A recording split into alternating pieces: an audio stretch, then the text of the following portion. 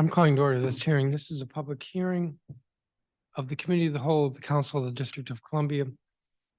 I'm Phil Mendelson, Chairman of the Council, Chair of the Committee of the Whole. Today is Tuesday, November 28th, 2023. The time is 4:13 in the afternoon. This hearing is an oversight hearing. The topic is teacher and principal retention. This is actually the first of 2 days of hearings that we're having on this topic. Today, we're hearing from teachers and any other member of the public who has signed up to testify. And we have 81 individuals on the witness list.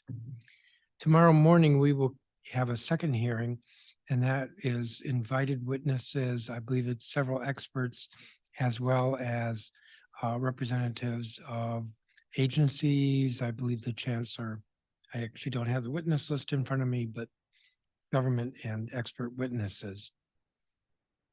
The purpose of this public oversight hearing is to hear from teachers, principals, advocates, and the public about conditions in schools that improve or hinder educator retention. Research shows that high-quality teachers and principals significantly improve student outcomes. Retaining our best teachers and principals is critically important to helping students succeed academically and social-emotionally. However, in the wake of the pandemic, teacher turnover spiked across the country. More than 1 in 4 teachers in the district left their classrooms from 21 to 22 and from 2022 to 2023. It was a 7% increase from the previous year. The Committee of the Whole is particularly concerned with adequacies in salary, working conditions, evaluation, coaching support, mentoring support, and growth opportunities. The Committee of the Whole actually had a hearing last week on several bills that many people correlate with teacher retention. So this is the second week that we're hearing testimony about this. There are a number of different thoughts on what makes a difference in terms of a teacher wanting to stay or wanting to leave a particular school.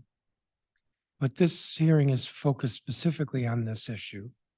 I will add, and I guess I touched on this, if we want to improve educational outcomes, we want to push down to the lowest level possible the rate of teacher turnover in our schools and principal turnover. Stability promotes academic excellence, also creates a much more vibrant school community, which can make a difference in educational outcome. So that's what we'll be exploring today, hearing from teachers and others, and tomorrow hearing from the chancellor and others.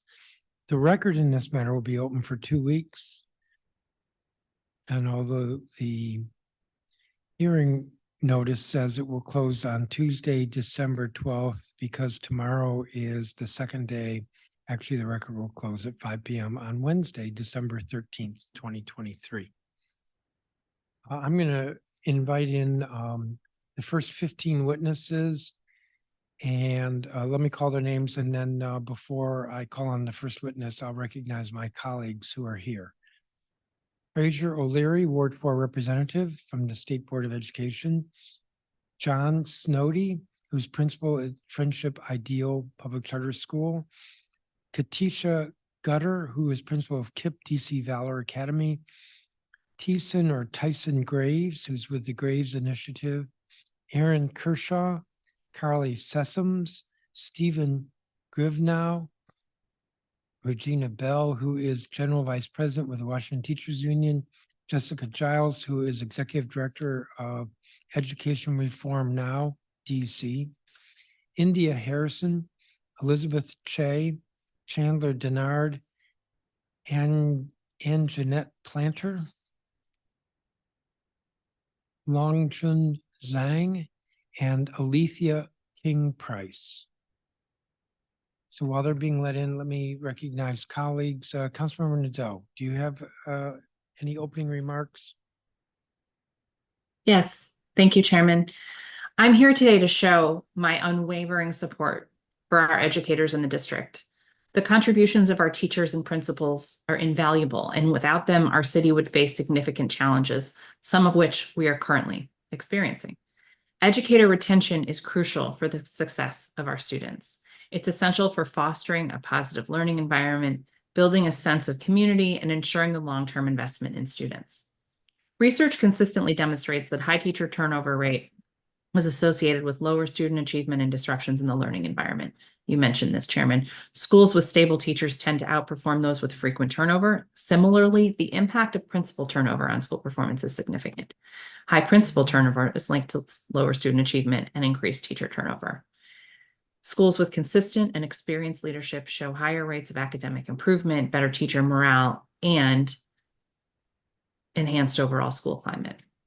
At the hearing last week, we heard testimony from our educators, advocates, and stakeholders voicing their support for 2 bills designed to address challenges faced by teachers and principals with the goal of improving retention. We heard the same experience echoed of high turnover rates and its direct impact on students and the burden it placed on educators.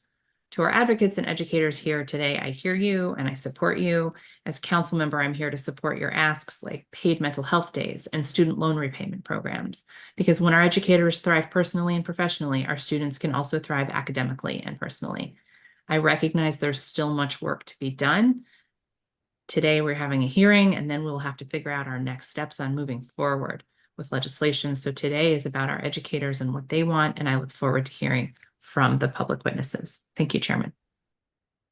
Thank you, Councilmember Nadeau. Let me just check with staff for a second.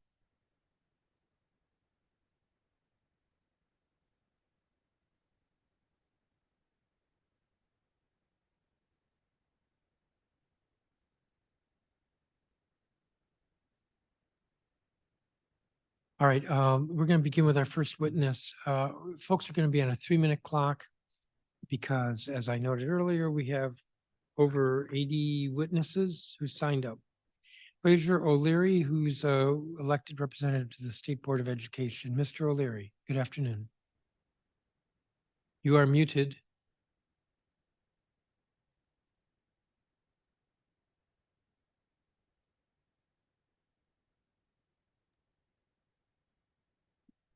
Better? We should be able to hear you now. Okay.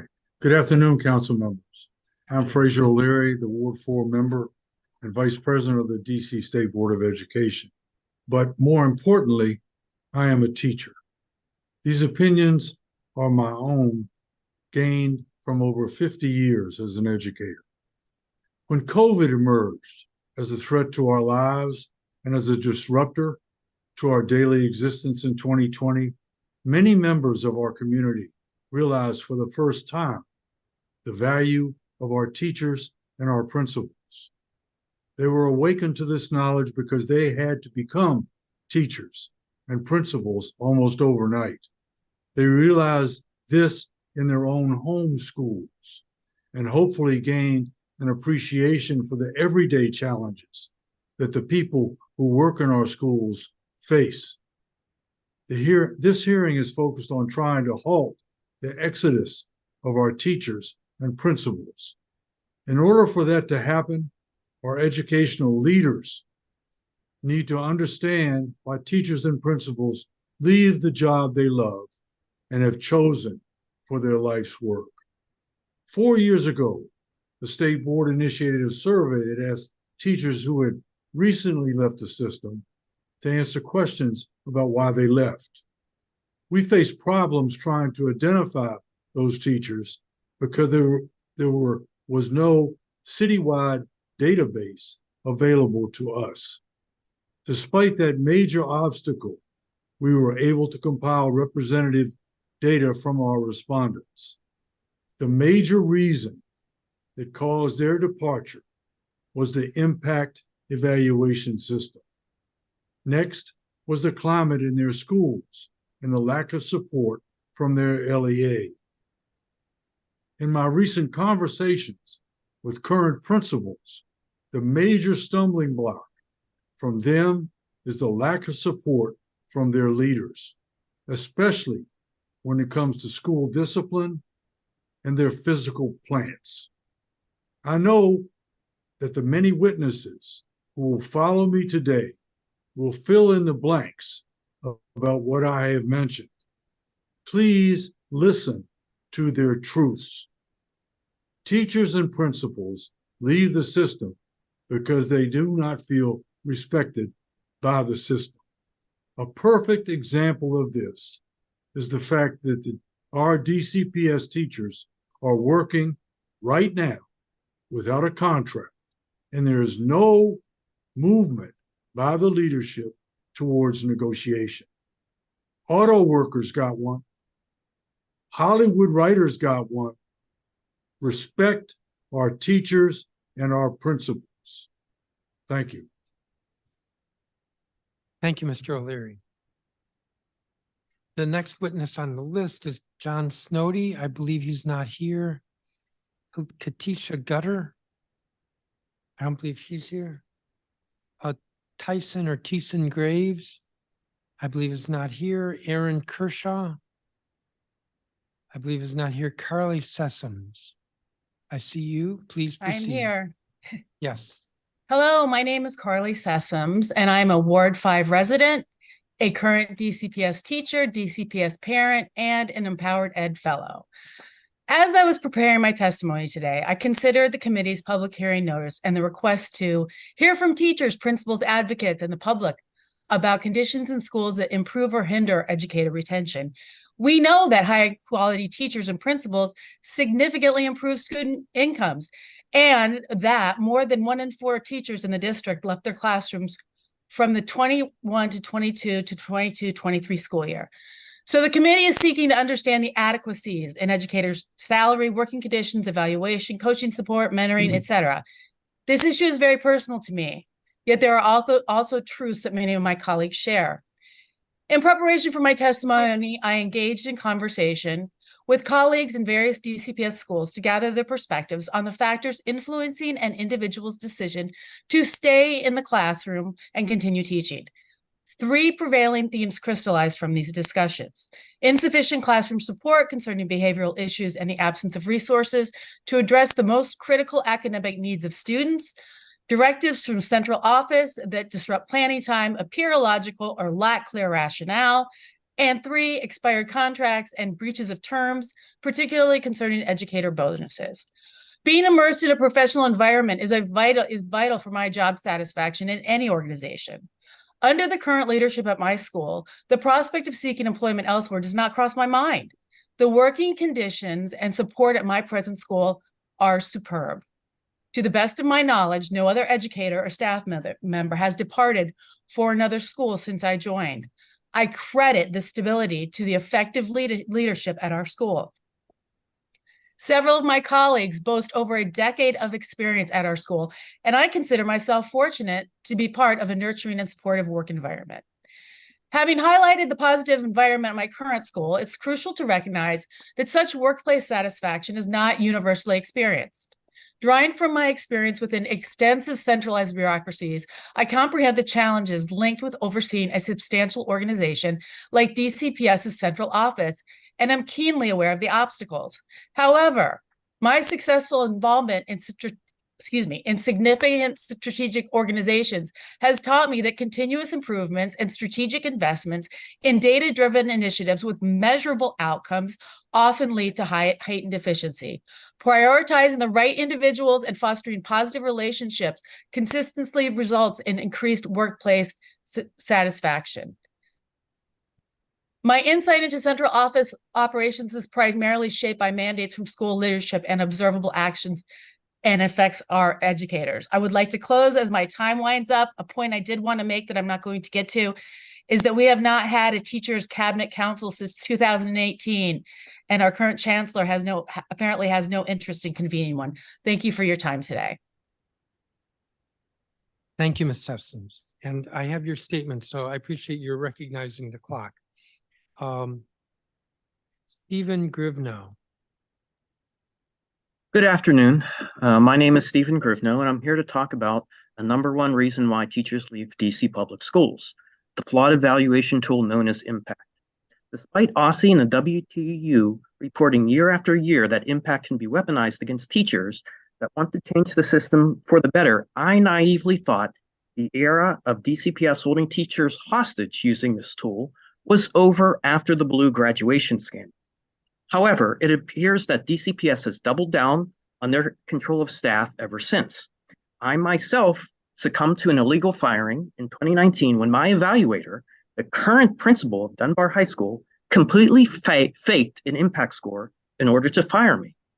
Over a year ago, I was featured in local media how I exposed an attendance scandal and fought for better working conditions in our classrooms. I have no regrets about making good trouble if it leads to better outcomes. Despite being a well-liked teacher by students, staff, and parents, as well as an effective teacher for 5 years, I was immediately dismissed upon this manipulated impact rating. See, it doesn't matter how much education you have, how much experience you have, or even how good you are at your job. The only thing that matters in an impact evaluation is your relationship with your supervisor. And there's only one thing worse than impact, and that's the process of fighting impact. Even though I had all the evidence in an open and shut case, we continued to fight about it over 4 years later. People with PhDs, superintendents, the chancellor, people with law degrees, the LMER resource manager, all ignored the evidence and set me up in order to protect the precious impact. That crosses the line. I loved working at my school and was even willing to immediately go back to work with the same principal that did this to me. Now I have a large settlement. DCPS is responsible for legal fees, and when you add on their own time and effort, it will cost DC taxpayers over $1 million and counting not to be in the classroom. I say in counting because DCPS is not done with me yet. They continue to want to make an example of me for putting myself on the line. Despite acknowledging that I am owed back pay, they haven't paid me a cent. I had to take out large predatory loans and high interest credit card rates to survive because I became a tour guide after I was fired and then the pandemic hit. Now I have a house in foreclosure. I met with bankruptcy lawyers this morning, and I have a loved one that cries herself to sleep every night because of this stress. What this means for me this holiday season is that I will not get to visit a parent on life support because I have to worry about paying the bills. I continuously get contacted by teachers at Dunbar and others across the district about how impact is being weaponized against them. Today, I'm asking City Council to do 3 things. 1, mandate that DCPS pay me the uncontested winnings of my award. 2, conduct an investigation into my case to understand how and why it happened to me and what it did. And 3, change law 617.18, allow unions to have a voice in teacher evaluations. Thank you. Thank you, Mr. Grivno. Regina Bell. Good afternoon, Chairman, Councilmember Nadeau. My name is Regina Bell, General Vice President of the WTU. I'm going to continue with the impact theme. One reason many teachers leave DCPS is because of impact, the regressive and punitive teacher evaluation system. It was created in 2009 by Jason Cameras, who is now superintendent at Richmond Public Schools. He did not bring impact to Richmond. According to an interview he gave to the Richmond Times-Dispatch, Mr. Cameras now sees teacher evaluation as something to explore with educators, students, and families. If the architect of impact has learned from his mistake, it is time for DCPS to rethink and redesign the teacher evaluation system. Teaching is complicated and students are not data points.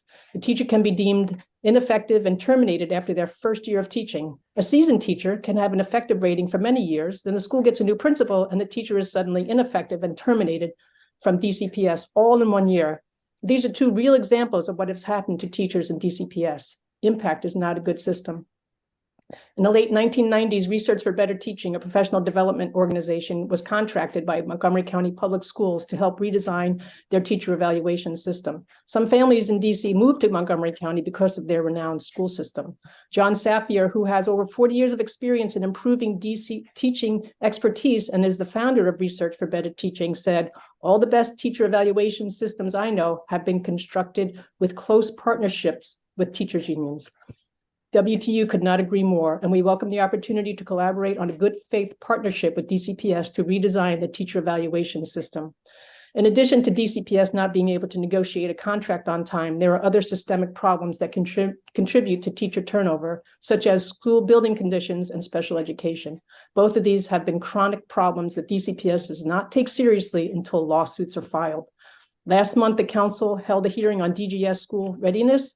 We hope the hearing will spur DGS to work on and close the more than 4,000 open work orders for DCPS. Although DCPS special education is no longer under judicial oversight, there are still many problems with students not receiving special ed services and instruction. Last school year, almost 200 teachers in the special ed related positions left DCPS. This year, 13 teachers have already left, and 4 of those 13 just started this school year. I hope the council will hold oversight hearings on special education so the root cause of this chronic problem can be identified and corrected. Thank you for allowing me to testify. Thank you, Ms. Bell. Jessica Giles.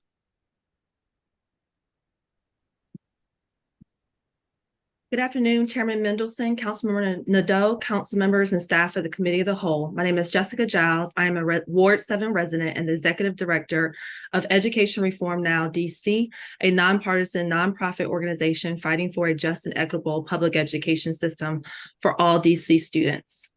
Today, I will focus on how DC can support all elementary school educators to teach structured literacy and develop strategies to recruit, support, and diversify the pool of instructors qualified to teach dual enrollment in early college.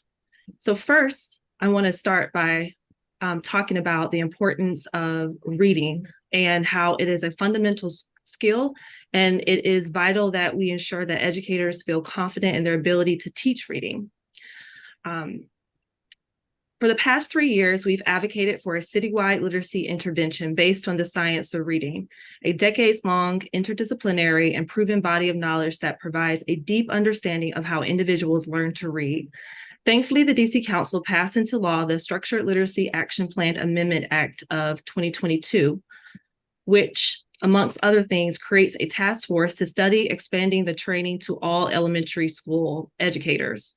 Over the last several months, the Early Literacy Task Force met and in October released their report, which we were very excited to see.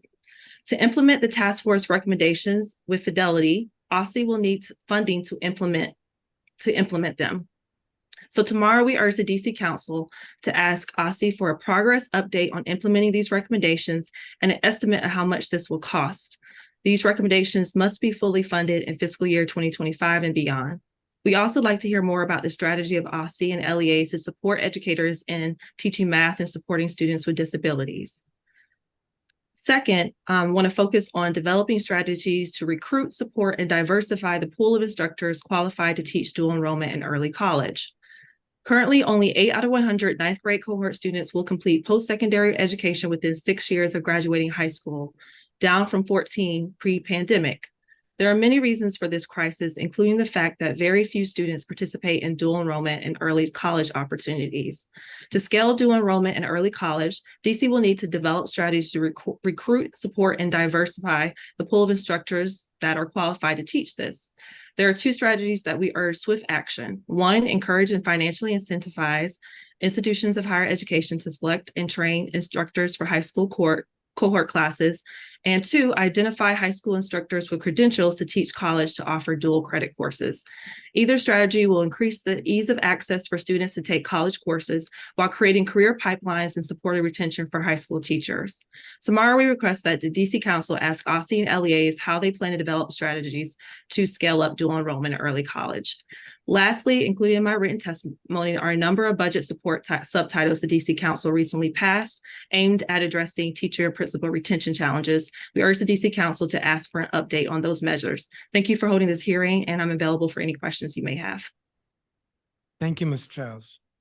India Harrison.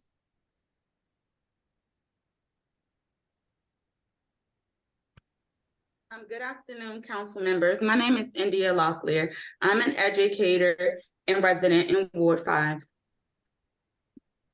I've been an educator for DCPS for 2 years. I'm also currently a soldier in the Army National Guard here in DC. I'm a native Washingtonian and I was educated in DC public schools. I am asking the council today to change the impact evaluation system and provide teachers with paid mental health days. The impact system is contributing to my anxiety. I cannot relax and teach effectively knowing that administrators have heavy influence on my career.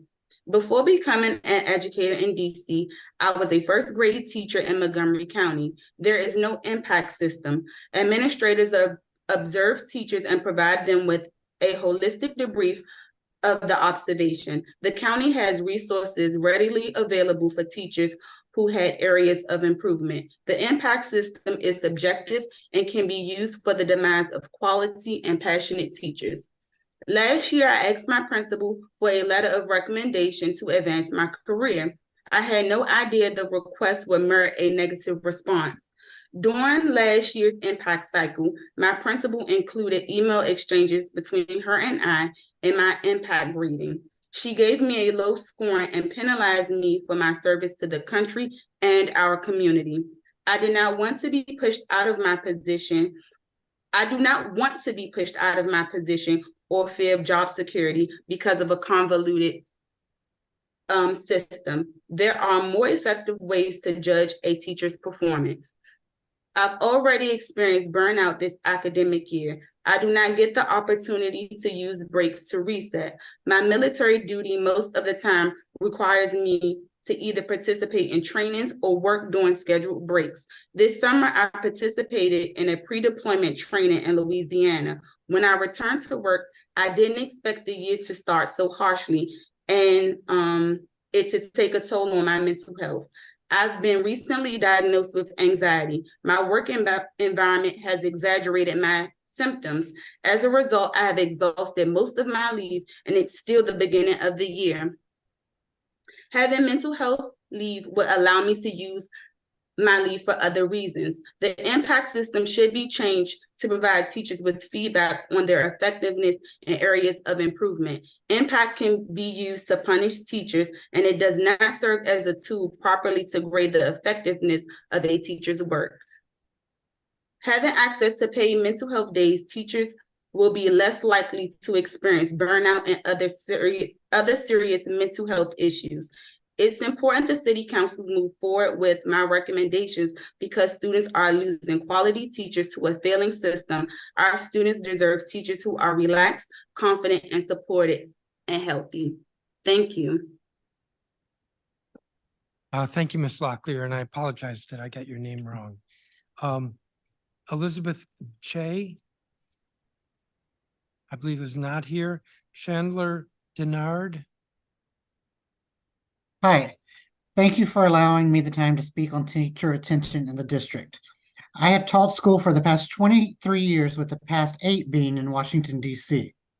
While I have taught in the district, it has come to my attention that many teachers are leaving the district to teach other places, along with leaving the profession altogether. Last year, I completed a research project through the Washington Teachers Union on educator mental health and wellness. I believe that educator burnout and mental health is a huge factor in teachers leaving their teaching jobs. Educators feel underappreciated, overworked, and lost during the current climate that the nation is in.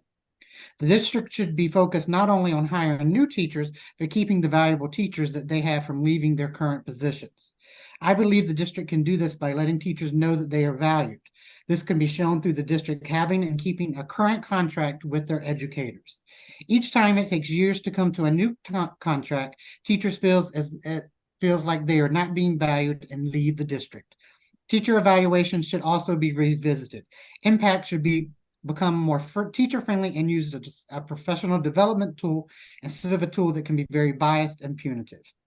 Thank you for your time and help with this matter. Thank you, Mr. Denard. I believe Ann-Jeanette Planter is not here.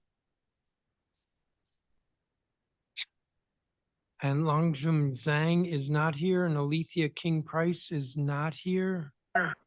Excuse me, Longjun Zhang is here. Excellent. I assume you're sharing somebody else's screen?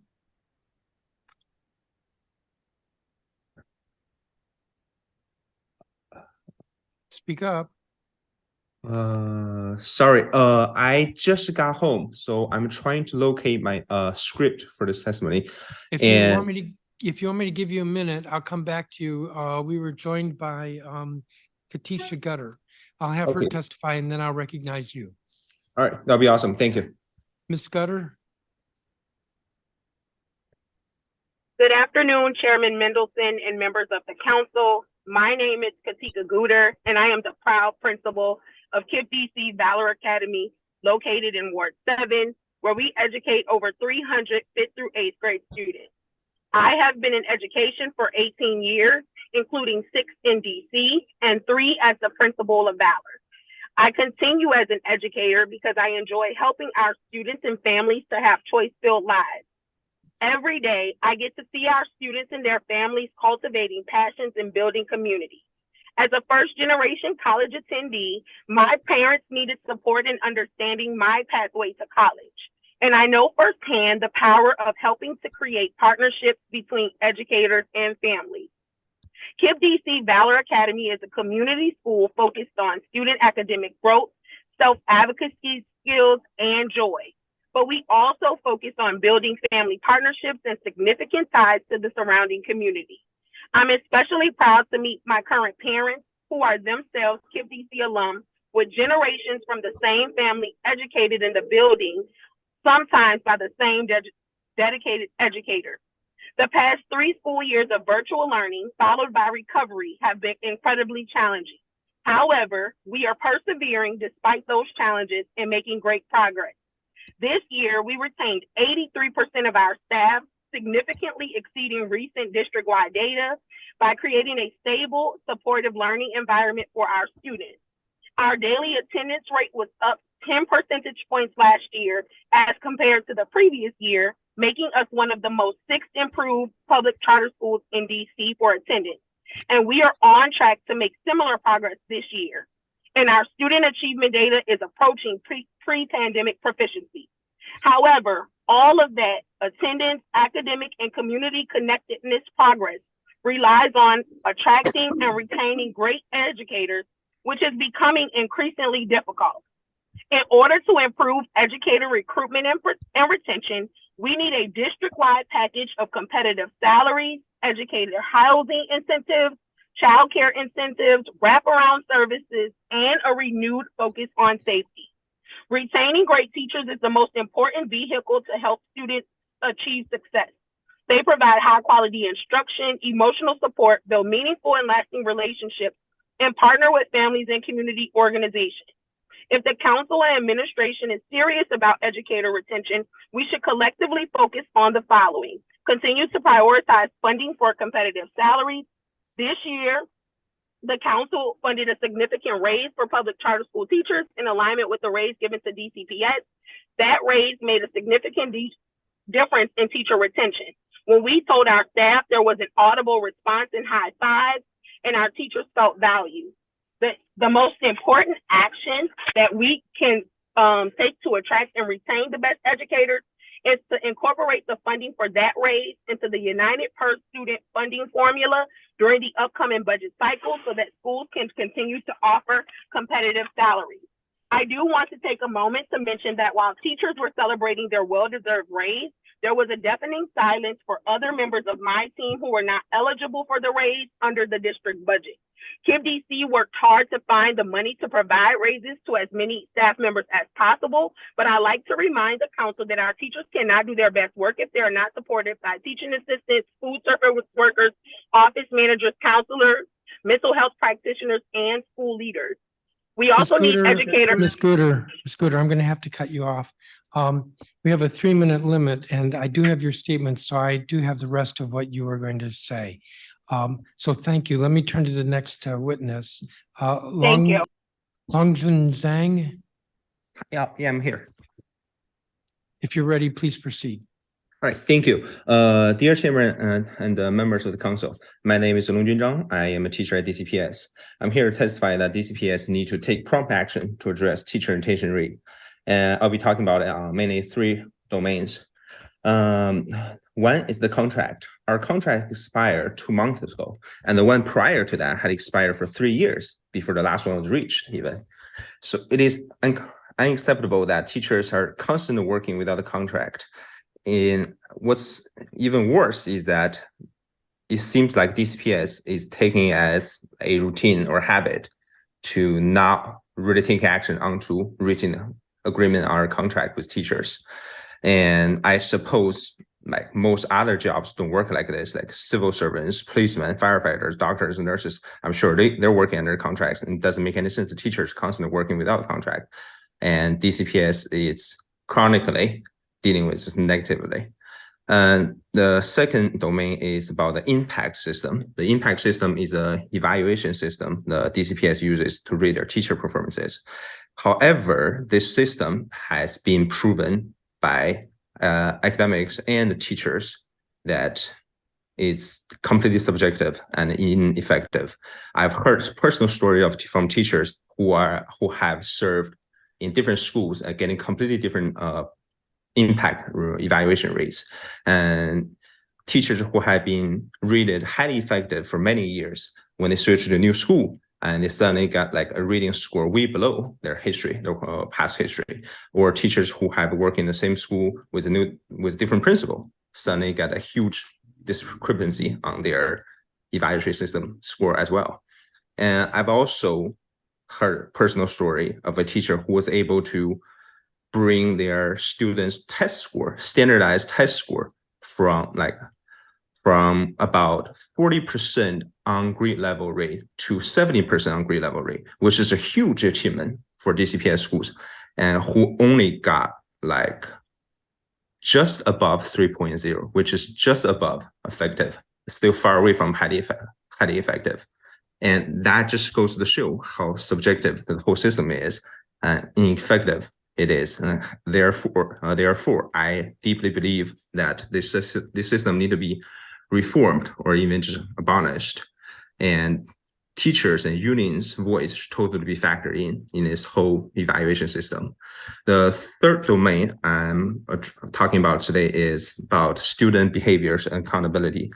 And out of my years working here, I've observed that among DCPS, there's a severe student behavior issues constantly going on in most schools on daily basis.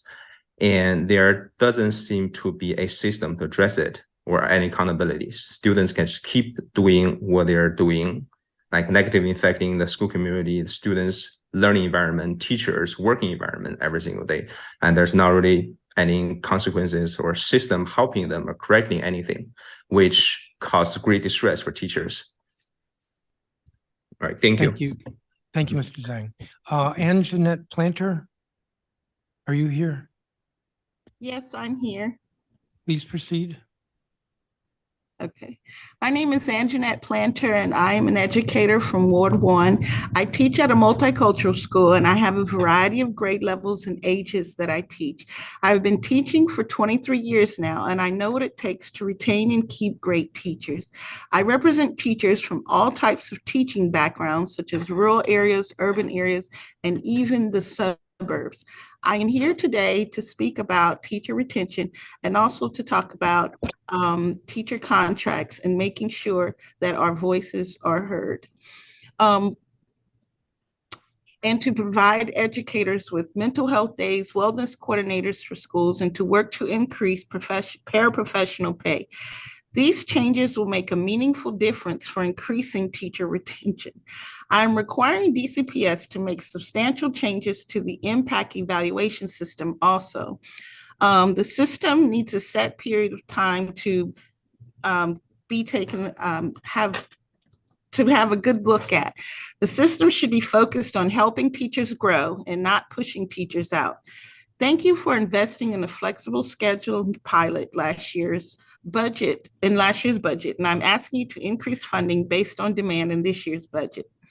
Impact is a one-sided system, and impact needs to be reformed to show the whole story of teachers' work and not just one person's side. An evaluation should be two-sided with both versions of the evaluation and not just one perspective of view. The whole system is one-sided with the bias of the person being evaluated. Teacher retention should be about the whole teacher and not just one aspect. Keeping mental health and teacher retention and impact in place should be a priority to the council. If you have a happy teacher, you have a happy school life. These are my asks and thoughts about educator retention and also providing a new teacher contract. Thank you. Thank you, Ms. Planter. I believe that's everybody that I called for this group. There'll be a 5-minute round for questions. I just have a few. Ms. Sessoms, can you say a little bit more about this Chancellor's Teacher Cabinet? Sure, absolutely. As I've been preparing research and testimony for presenting in front of the committee and the council, I'm looking for, instances where teachers are being supported through central office. And I focused on, looking at my feelings about central office, but also looking at actually what they're doing. And in my investigation, the DCPS website, I noticed that Teachers Cabinet, which you can Google too, was started, I believe, about 10 years ago, and this would have been in 2018. And the last time that they had updated the page was 2018 and 19. And in fact, it references the former chancellor. And so there's no evidence that this Teachers Cabinet exists anymore. And so that signals to me is that there's just not a concern or priority to really hear a teacher's voice. And on the website, it lists, giving teachers an actual seat at the table to talk about operations and policy within the school system. I would love to see that come back if I were to ask one simple, unrelated to money item. But you never participated in that. It sounds like it was before your time. It was before my time, indeed. That's true. Ms. Bell, since you've been around a little bit, do you know anything about this Chancellor's Teacher Cabinet? Well, I know they have one. I don't know if it's still in operation or not. And I don't know what, how effective it was. Okay. Let me go to Ms. Scooter from KIP. One of the suggestions you had was a district-wide package of competitive salaries. Part of that was that the funding this fiscal year, was not through the uniform per pupil student formula. I get that. But I thought I heard more in what you were saying. I don't know how we, the government, the council, makes the salaries more competitive in the charter sector, since the charter schools are responsible for their own salary scale. What were you thinking? Thank you, Chairman.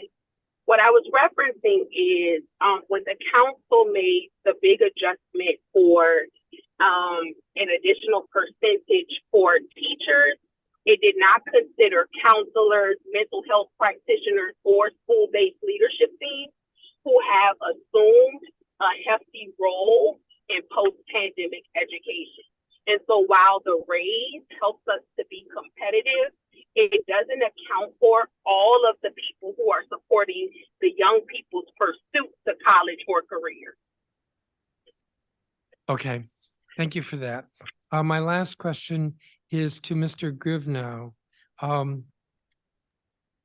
So you were impacted out of Dunbar?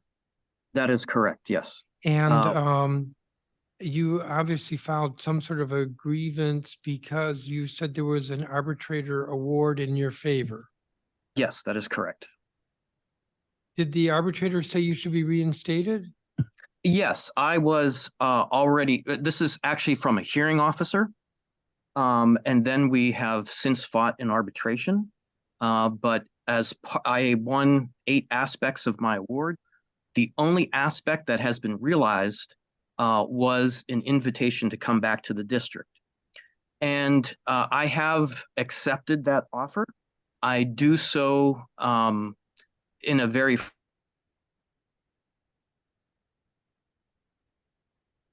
Somebody just froze.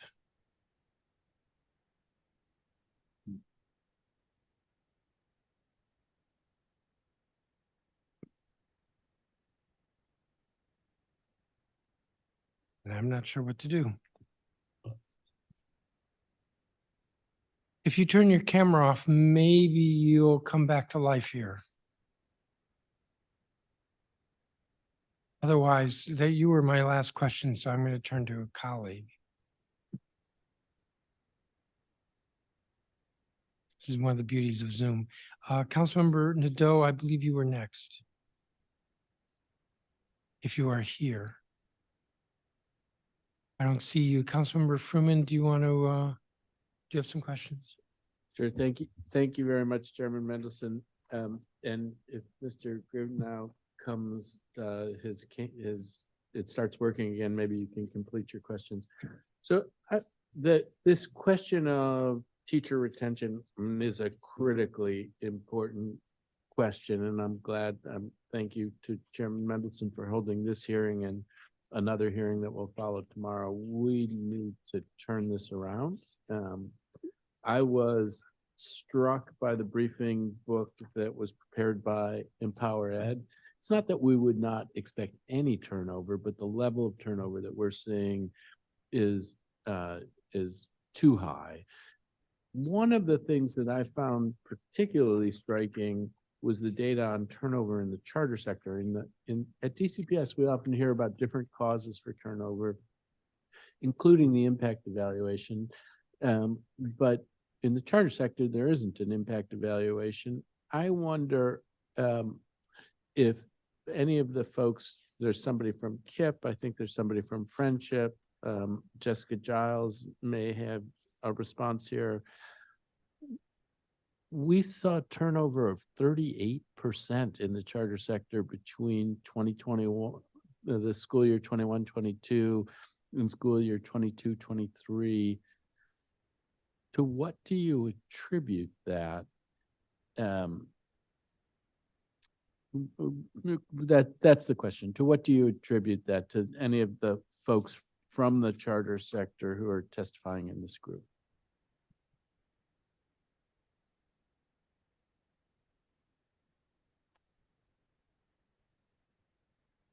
No takers? Ms. Gooder? Hi, this is Ms. Gooder. Thank you for the question. I think in school year 21-22, we saw a mass exodus of educators, no matter the sector, whether it was DC public or public charter. Just the demand on educators coming back from the pandemic was just really great. And as one of the panelists has referenced, it has just been hard to program and adjust our program to the ever-changing academic needs and behavioral, social, emotional needs for students district-wide, whether you're public or public charter. I think particularly at KIPP DC Valor Academy, we have retained 83% of our staff, and that has come from a strategic action plan on my part to ensure that my teachers feel seen, loved, and heard and affirmed. And they're getting feedback. They're getting all of the support they need. I also think that we have to really think about how freezing the pay scale or not providing different increases, salary increases, or access points to both public school teachers and public charter school teachers has affected the overall morale and mental health of educators during this post-pandemic era. So I hear you. I mean, I think KIPP's pay scale is not that different from DCPS, if I'm remembering correctly from last year and looking at the data. But the fact that you were at 17%, and there may have been many, there may be others at that sort of level. The number was 38% for the charter sector as a whole, and 22% of teacher departures for DCPS. So if you were at 17, then others were even significantly higher. It is a troubling phenomenon. I don't know whether Mr. Snowdy from Friendship or anybody else wants to speak to that. Oh, Snowdy's not here. Okay, my apologies.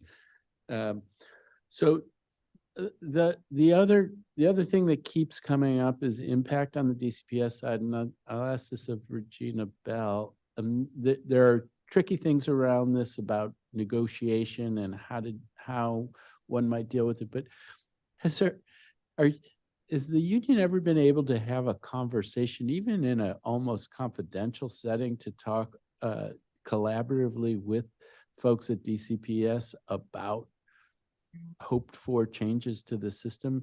How much is there talking to how much communication between the union and folks like Empower Ed and DCPS leadership is going on, whether or not it's happening inside of a negotiation, even just any kind of sharing of ideas.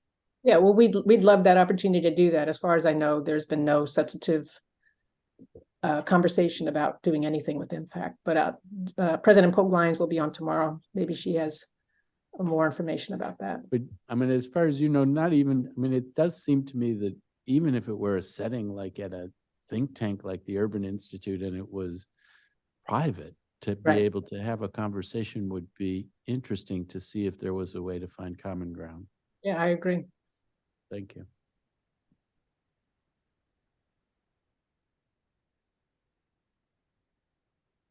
That's the end of my questions, and I'm gonna have to leave and I'll get back online later. But thank you to all the witnesses who've testified and who will later today.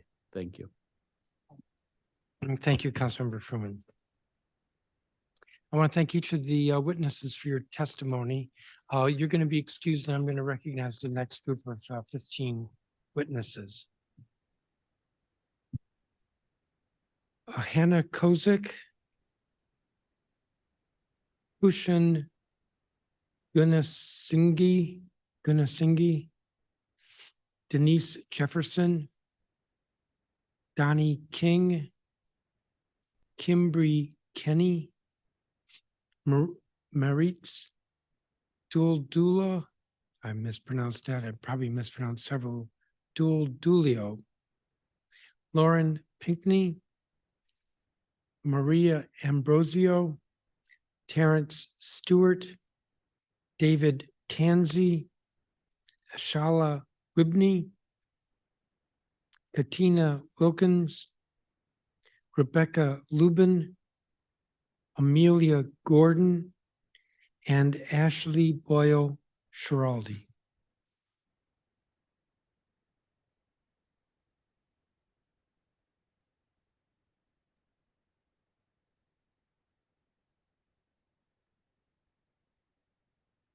I'm told that only 2 people were here, but let's see if that fills out a bit.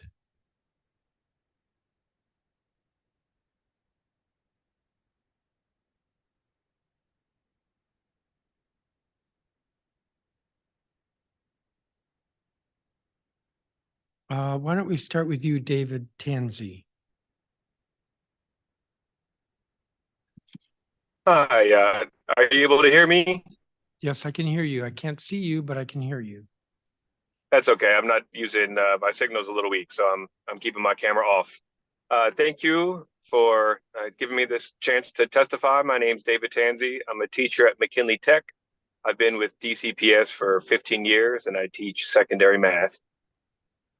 I started my career at Dunbar High School 15 years ago, and I learned quickly that building relationships with students was important. I had a student retort my first semester when I gave him some advice. Why should I care what you think? You won't be here next year. And he wasn't right about me, but he was right about a lot of teachers. So in my 3rd year, I was the 2nd most senior math teacher at Dunbar High School. Unfortunately, with the high teacher turnover that we had at Dunbar, some things just became impossible. We weren't able to have vertical alignment in content because the teachers of different classes would leave. We weren't able to create clubs that existed long enough for people to move up and then pass on generational knowledge, and other institutional knowledge was lost, like what summer programs were valuable and accessible to students and how to engage a particular student. And I saw the price of this. New teachers had a hard time establishing authority in the classroom because a lot of students saw them as temporary staff. And other problems like that, that were very clearly tied to the fact that some years it was, like Mr. Fruman said earlier, 20, 30 plus % turnover of staff. And I also saw the causes. Impact's been brought up. I'll speak to it a little bit, but there's also some of our leadership style is based on a deficit model of thinking. It's what are teachers not doing? And I saw this at Dunbar firsthand. We had 4 principal turnovers in my 7 years there. One principal introduced himself as the Terminator and was very explicitly not respectful of our professionalism or our ability to create our own tests, because he said he didn't trust us not to cheat on them. Our last principal, at least my last principal, was more subtle, but the message was still clear that you either get in line or get out of the way. At the time, I was our union's building rep, and that principal said sort of nonchalantly that he considered me the head of the snake because I served in that role. I chose to leave that year because I had just become a father and I could not risk being a teacher in such a hostile environment while having those added family responsibilities. And that year, more than half the staff left. And I'd argue that that was by design, that people understood that tools like Impact were available to the leadership, and that if they were not able to curry enough favor, that it was just a matter of time before they'd be replaced. I then went to McKinley Tech, which had a very different professional culture. And as such, our teacher retention is much higher. It's not zero, but I don't think the goal is zero. I think the goal is to make sure you retain enough teachers that you're able to build robust programs and establish institutional norms and knowledge that are able to persist and aid in that effectiveness. What I'd recommend is that the council work to compel DCPS to reevaluate Impact from its essence, because I think it was designed at a time where the leadership downtown had an explicit deficit model of thinking about teachers. And we need one based off professional growth and on building a collaborative, mutually productive relationship with our leadership, with our school leadership. It would look very different. It would, so I think it would have to be designed from the ground up. But there are evaluations, even in the immediate area, that are more in that style. Second, I think we need to demand better data. The statistics that DCPS likes to share are how many of their effective and highly effective teachers are retained, but that often masks the fact that effective teachers and highly effective teachers left the schools where they were needed most to go on to other schools that had more positive professional cultures. Mr. Tanzi, and it also doesn't. Mr. Tanzi, I'm going to have to cut you off. You're 2 minutes over your time, but I have your statement. Great. So thank you. Thank you. Let me turn to Ashley Schiraldi.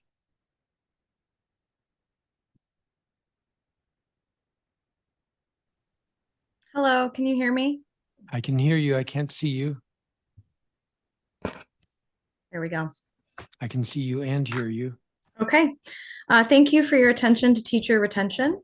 I'm choosing to spend my time addressing the impacts of central office deficiencies on teacher morale.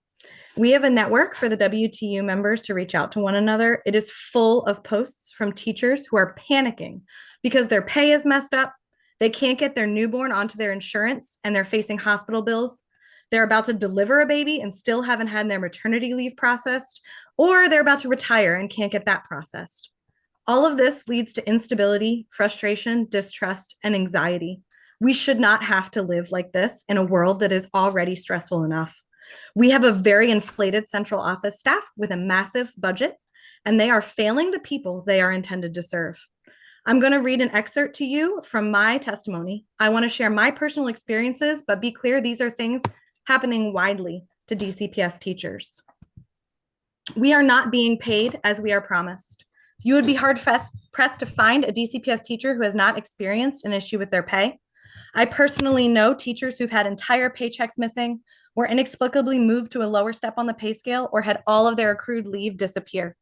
Currently, the entire DCPS workforce is overdue on being paid highly effective bonuses from last year and the hard-to-fill position stipends. We have no real updates on when to expect that money that we are contractually owed. I have personally experienced this financial instability twice in my teaching career, over 11 years with DCPS. I fought DCPS for almost 2 years to receive payment for home visits that I completed through the Flamboyant Foundation that were missing due to a processing error. And I am currently in a year-long fight to be paid $1,700 in administrative premium pay that I'm rightfully owed for services rendered in October of 2022. In this instance, I sent 7 unanswered emails to the compensation department and the chancellor before getting union leadership involved and suddenly getting a response. I'm also waiting to receive my $2,000 highly effective bonus from last school year. Currently, DCPS is negligent on $3,700 of wages to me personally, and they owe that money to many of my colleagues. Another massive issue is that we cannot get in touch with central office to handle issues with our benefits. It is nearly impossible to get in touch. Emails go unanswered, phones ring and ring and ring. In my first year of teaching, DCPS misfiled my teaching license coming from Virginia and sent me a severance package in the mail by mistake. In my 3rd year of teaching, they lost my application to process my license, including a hard copy of my Virginia teaching license and college transcripts, which I had to pay out of pocket to replace. When I got married, I had to request over and over to have my name change processed. When I wanted to add my husband to my health insurance, I had to email over and over and over. In 2022, I placed a call to compensation and received a voicemail from March of 2020 announcing a government shutdown due to the novel coronavirus. Almost every single year, we receive the Eureka math workbooks weeks or months after the school year have started. We just yesterday received math manipulative kits that we were meant to be implementing on day 2 of the school year. And we are held accountable to be teaching these curriculums to fidelity when central office cannot get us the materials on time. As a DCPS employee, if I didn't complete mandatory training online, I get a letter of reprimand from OSSI on that due date. If I ignore parent emails or I submit my report cards late, I am docked points on my CSE, which can impact my pay. It's incredibly frustrating that the people we are supposed to work in tandem with are not being held accountable in the same ways that school-based staff are. Let me be clear, teaching is a very full-time job. I have about 30 minutes of free time on a good day to use the restroom, eat my lunch, answer parent emails, and get my brain ready for the rest of the day. I should not have to give up this precious time tracking down central office employees to do their jobs. The basic services we should have ready access to as DC government employees are a massive personal undertaking. I believe this is a huge morale issue and contributing to teacher attrition. Not a single one of my friends or family members who work for other school districts have ever experienced this level of negligence. I want to rest assured that the only reason this district does not have a more widespread staffing issue thus far is because of higher salaries that cannot be matched in Virginia and Maryland. Mayor Bowser and DCPS have always held the mentality that we are expendable. I am here to tell you this is not the case anymore. There are no qualified educators waiting in the wings to take these jobs. Kids are not signing up for education in college programs. Teachers are not switching schools. They're leaving DCPS or leaving the field entirely. We are not yet feeling the full ramifications of what is coming. If changes are not made soon, we will be in trouble. It is imperative that the council not only listen to these very real issues that educators have brought forth for years. We've been sounding the alarms that our working conditions and staffing models are not working for us, and more importantly, they are not working for our city's kids. I am asking that the council hold DCPS central office accountable to do their jobs highly effective as we are held accountable to do our jobs highly effective. Thank you so much for your time. Thank you. Of all the people I called, you're the only 2 who were here. I only have a couple of questions, and they're for you, Ms. Schiraldi. With regard to the impact bonuses, that's what you referred to as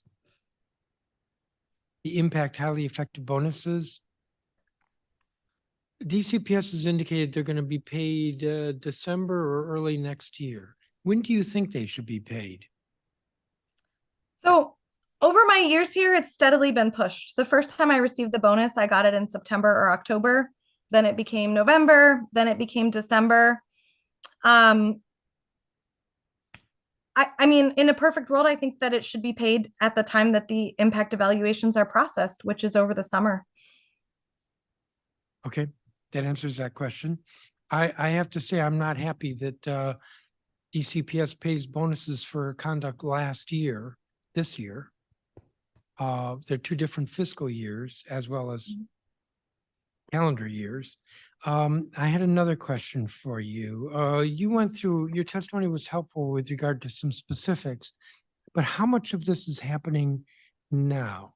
For example, you said almost every single year we receive the Eureka math workbooks weeks or months after school has started. Was Mhm. that true again this year? Yes, this year they were 2 to 3 weeks late, and we had to make paper copies because we were expected to start the curriculum on the second day of school. And central office staff came into the school with clipboards to observe that we did start it on the second day of school, but there was no acknowledgement of the fact that I had to stay late after work to make packets for my students. And that's different in addition to the math manipulative kits. Yes, that's like hands-on materials like dice, dominoes, counters. And while it wasn't in my testimony, I do want to clarify what a massive inequity that is as well, because I'm at a very well-funded school with a very supportive HSA. And there are teachers who do not have copy paper, and there are teachers who do not have money to go buy dice. So when I didn't have dice and my students needed dice, I was able to procure those items. But teachers in schools that are not funded in that way have gone without. And that means our neediest students have gone without those things. And I just don't understand. If you know people are going to need workbooks, why are you not placing the order in April? This is helpful. We have a hearing tomorrow. I have a lot of questions to ask the chancellor, so I don't know if I know I won't be able to get to all the questions, but I have been thinking that I want to ask some questions about HR, and your testimony is helpful in that regard. I don't have any questions for you, Mr. Tanzi, but I do want to thank you for your testimony as well. You're both excused. You can still watch, but you'll be in whatever room Zoom has, and I'm going to call the next 15 witnesses.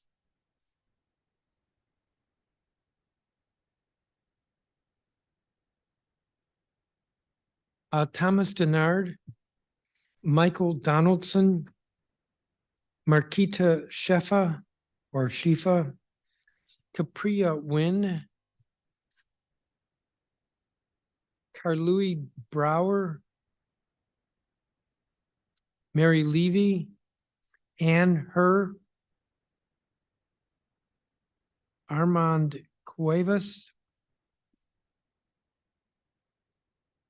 Soraya or Zaria Ely, I think it's Zaria, Dylan Craig, Chanel Trinard, who's with KIP, Benjamin Lookner, Lorenzo Sims, Catherine Procope, who's listed as Executive Director, Howard University Middle School of Mathematics and Science, Lisa Lucino,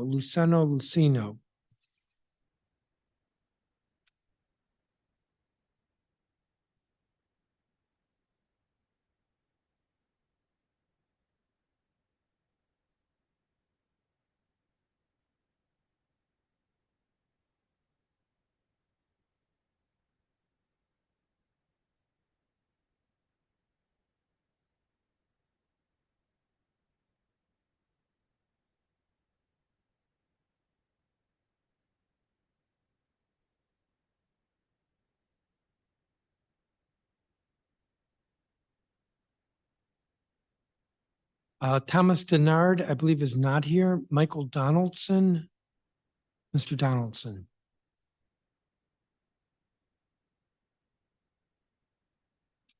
Hi, thank you for the opportunity to speak with you today about ways to retain teachers in DC. My name is Michael Donaldson Jr. I'm a Ward 5 resident, a veteran Spanish teacher and WTU building rep at Dale Middle School, a member of the WTU contract negotiating team, and an adjunct professor at the UDC Community College. I wear a lot of hats because I'm passionate about education in the DC community.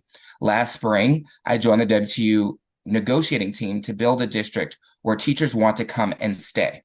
Most importantly, a place where students can feel safe, see familiar faces, and grow academically and socially. Unfortunately, many times it feels that DCPS does not listen to the voices of teachers and parents. There should be no reason why I had to work on an expired contract for the majority of my time as a teacher at DCPS. We were optimistic that this time things would change because the WTU negotiating team, which is made up of approximately 25 teachers, worked hard to prevent this. By May of last school year, we took the initiative and set DCPS what we felt to be fair ground rules. In June of last school year, we hand-delivered a memorandum of agreement to prioritize the safety and well-being of students and teachers because this was a common concern we heard from teachers, parents, and students.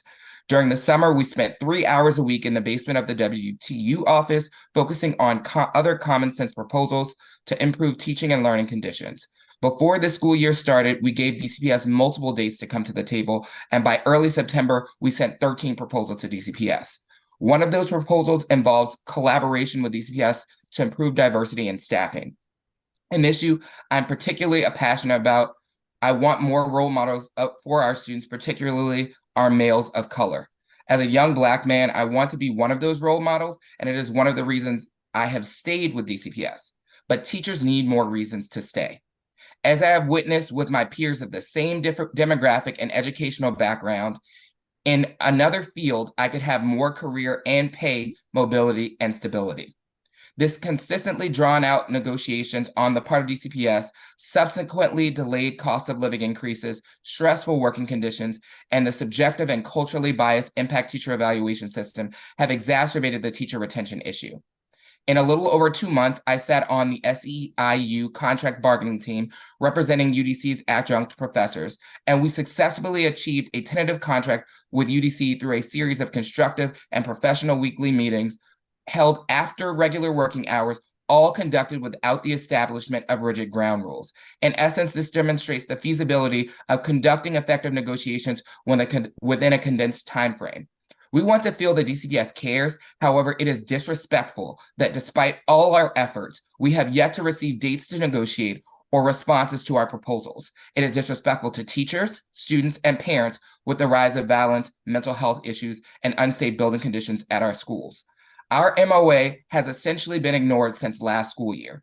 Our schools must be sanctuaries of learning, not places of fear. When safety is assured, children are ready to explore, learn, and grow. If DCPS truly wants to retain teachers, they should listen to us, come to the table, and work collaboratively for the betterment of education in the district. Thank you. Thank you, Mr. Donaldson. I don't have a copy of your statement. If you could send that, that would be helpful. I think I submitted it just before the meeting, so it might be at the end. I will look for it. Or send it again. Marquita Shefa, I believe, is not here. Capria Wynn. Good evening. Good evening. Good evening. Good evening, Chairman Mendelson and council members. My name is Capria Wynn. I am a native Washingtonian, an educator with over 17 years of experience, and a proud ELA teacher at Friendship Ideal Academy. In the last 3 years, Ideal has gone from a school at risk of closure to a school adopted by Friendship that has grown and transformed into an Empower K-12 Bulls school. In my own classrooms, my students' medium growth percentile on PARCC was high, with my 7th graders growing faster than 3/4 of the similarly performing students citywide, and my 8th graders growing faster than 90% of similarly performing students. I'm proud of that. I like to share what I love about Friendship and why I continue to teach here. I would also like to share with you the most important reason I might leave. Friendship is a place where I truly am happy and where I feel like I have grown to become a great teacher. Here are 5 important reasons why I stay at Friendship. 1, I have had more support at Friendship than anywhere else. If a teacher fails at Friendship, it is because they are not trying or not showing up for the support that is available. For example, I have an ELA coach who actually knows what they're talking about and helps me grow. That has not always been true for me in other places. Our principal sets an expectation of excellence at the beginning of the school year, holds that expectation for everyone, and supports us in achieving that high bar. A players like to be on a team with A players, and that is the type of team that Principal Snowdy has built. We have strong present leaders at our community office. Our teachers know them, our kids know them, they are in our buildings. We see Ms. Brantley and she knows us. The organization cares about me and my kids. 4th, everyone and everything is oriented around what is best for our children. Everything we do here is purposeful. I hate doing busy work. I am eager to do what matters and makes a difference for our kids. Friendship doesn't ask me to do anything that won't help my students. That's important to me. We know what is expected of us from one year to the next. I don't want to feel like I have to reinvent the wheel every single year. Predictability is important so that I can focus on executing with fidelity and to a high standard. We have strong systems that make it easier for me to do my job well. If I were to leave teaching in DC, it would be due to the unsustainability of the job and the lack of work-life balance, which is primarily caused by my commute. My heart is in teaching and with my students, and I am happy to go the extra mile for them. But every day, my total commute time is 3 to 4 hours because I couldn't afford to buy a home in or even near DC. To afford a home in DC on a teacher's salary is a joke. I know this council has supported me getting a raise this year. Thank you. I know this council has also supported down payment assistance for teachers. Thank you. I am genuinely grateful. And I also want you to know that it's not enough. I am the middle class and I cannot support myself in this city. I hope you will help with that because I'm a really good teacher and I love what I do, but eventually I will reach my limit and others will too. Thank you for this opportunity and I'm happy to answer questions. Thank you, Ms. Nguyen. Carlouie Brower, I believe, is not here. Mary Levy.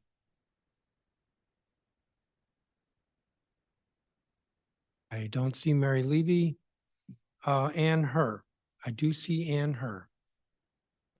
Good afternoon. Good afternoon, Chairman Mendelson and members of the committee. My name is Ann Herr. I'm a Ward 1 resident and the Senior Director of School Support at the DC Charter School Alliance, the local nonprofit that advocates on behalf of public charter schools to ensure that every student can choose high-quality public schools that prepare them for lifelong success. Nationally, we're facing an unprecedented moment in education.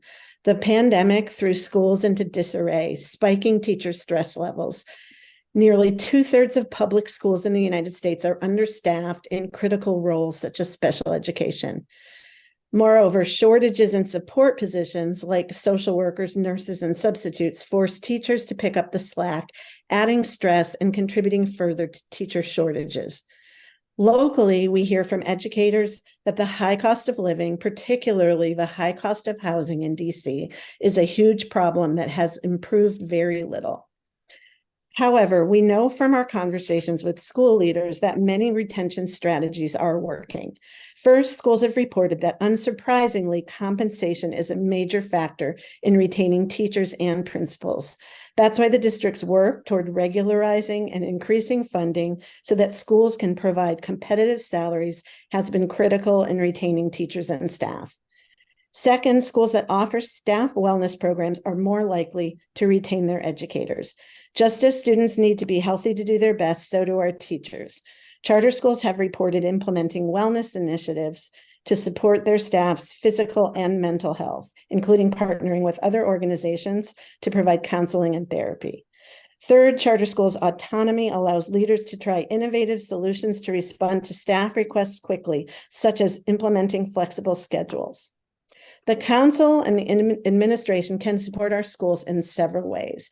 To start, we need your support to ensure charter schools can maintain teacher compensation commitments with recurring funding that's included in the UPSFF in FY25 and future budgets. All the strategies in the world to retain teachers and principals won't make a difference if schools don't have the money to pay them what they're worth. We need a greater focus on innovative housing initiatives that allow teachers, principals, and other educators to live and purchase homes in their communities. We appreciate the council's work on this issue, adding educators as first responders in the employer-assisted housing program. And we'd like to continue working together on additional opportunities to make the district more affordable for critical workers. Finally, increasing expectations have been placed on schools to be experts in issues not related to their core expertise, like public health and public safety. We need better citywide systems and procedures to address these issues so that educators can focus on educating. We're eager to collaborate with the city to create an atmosphere that welcomes educators and enables them to live and work in the district long term. Our schools are doing their best to retain educators, but there's much work to be done. We're grateful to the council for raising this issue because stability among educators is essential for student success. Thank you for your time and attention, and I welcome your questions. Thank you, Ms. Herb. Armand Cuevas, I believe, is not here. Zaria Ely, I believe, is not here. Dylan Craig.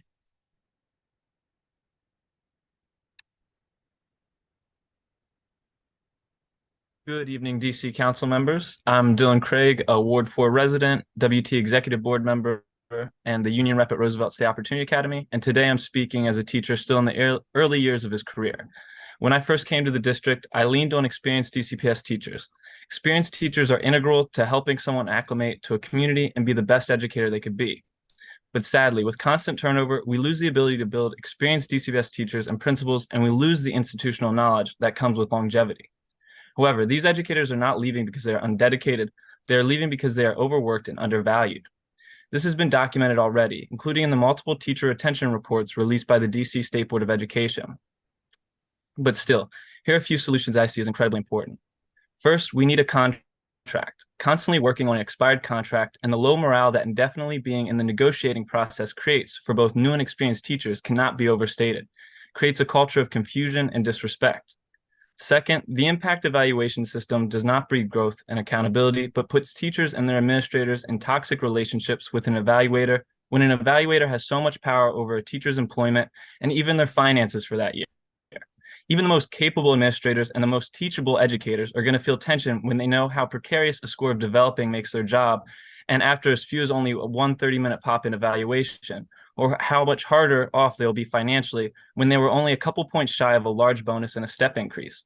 Even the most reasonable teacher is going to resent the process, and even the most gracious and hardworking administrator is going to be stuck with a punitive tool that can be weaponized or seen as weaponized, and again, resent the process and hurt teacher growth. Instead, merit pay money could be used to significantly raise both the floor and the ceiling of our salaries, and we can have an evaluation system that is focused on collaboration, honesty, and growth, not precarity and competition.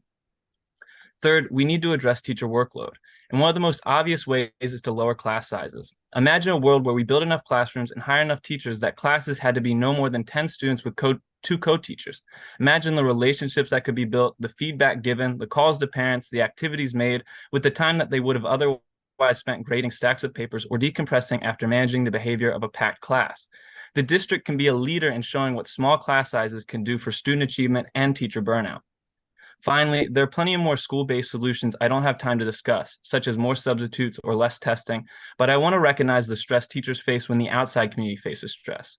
Schools are powerful, but they are not a panacea for all community struggles like they're often made out to be. Many of the communities our students and teachers come from are facing violence, food deserts, and housing insecurity, and this impacts the achievement of both students and teachers. The weight of these challenges often falls on the shoulders of teachers when this is a weight that needs to be shared by the entire city. We need policies that help our students and teachers live comfortably outside of school, policies that might not always appear to have direct relation to school, but that can help our students and teachers bring their best selves. These are policies that can help both teachers and students and teachers afford to buy housing in the district, have access to food, and live in safe communities. Again, I wish to see teachers who have grown roots within their community, have grown their practice within a district that values and supports them, and I truly believe DCPS can be that district. Thank you for listening and holding this hearing. Thank you, Mr. Craig. I don't have a copy of your statement. If you could provide that. Yeah, certainly. Great. Chanel Trenard. Is she here? Yes, I'm Yes. here. Hi. Good evening, Chairman Mendelson and members of the council. My name is Chanel Trenard, and I'm the Associate Director of Instructional Hiring at KIPP DC. Prior to joining KIPP DC's talent team, I spent 6 years in the classroom in New York City Public Schools and KIPP NYC. While teaching was pretty challenging, I persevered because I had built meaningful relationships with my students, and I wanted them to see highly effective teachers who looked like them. Thank you all so much for holding today's roundtable hearing on teacher and principal retention. Our research has consistently found that among the most important predictors of student success is pairing them with a qualified, well-trained, well-supported, stable, and caring teacher.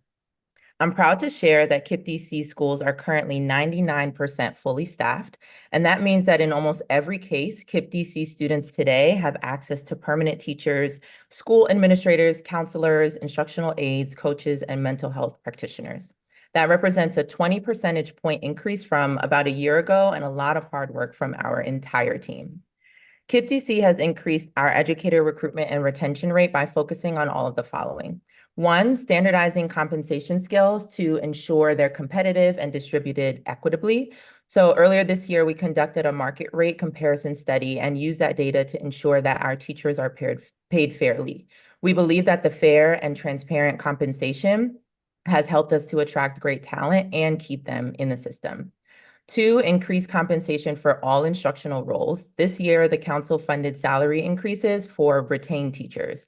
In order to compensate our employees equitably, we chose to fund salary increases for non-teaching roles as well, and believe that the salary increases helped us retain even more staff.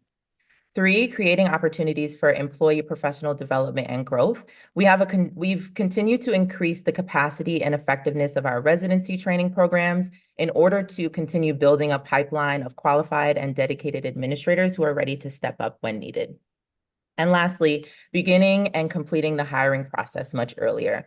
Our team has found that if we can complete a new hire process by March, it attracts stronger candidates and allows us to be fully staffed by the beginning of the school year. We have even begun interviewing in December for the following academic year and have seen positive results. However, to continue improving educator recruitment, we need your support. Fully fund the unified per student funding formula so that we are able to continue paying our staff the competitive salaries that will attract and retain the best candidates. Improve the employer-assisted housing program incentive for educators. Candidates always tell us that the cost of housing near their school is too expensive, causing them to live far away from work and endure the long commute. By increasing the budget for this program and working together to market it effectively to educators and prospective educators, we can make it even more effective. Create a childcare incentive for educators. Childcare is expensive, often far from work, and sometimes incompatible with educator schedules. KIPP DC has developed a model for a childcare incentive program and would like to work collaboratively to make it a reality. And lastly, promoting educator mental health and wellness. Being a teacher, as we all know, is really hard work, and it is often difficult to find the proper work-life balance. We have instituted wellness days for our teachers to focus on their own growth, their learning, and mental health. We have also partnered with our benefits providers to increase access to mental health support for employees, but there is definitely more that we can do together to center educator wellness. Thank you all so much for holding today's hearing and focusing attention on the important work of attracting and retaining educators. I'm happy to answer any questions you may have. Thank you, Ms. Trenard. Benjamin Lookner.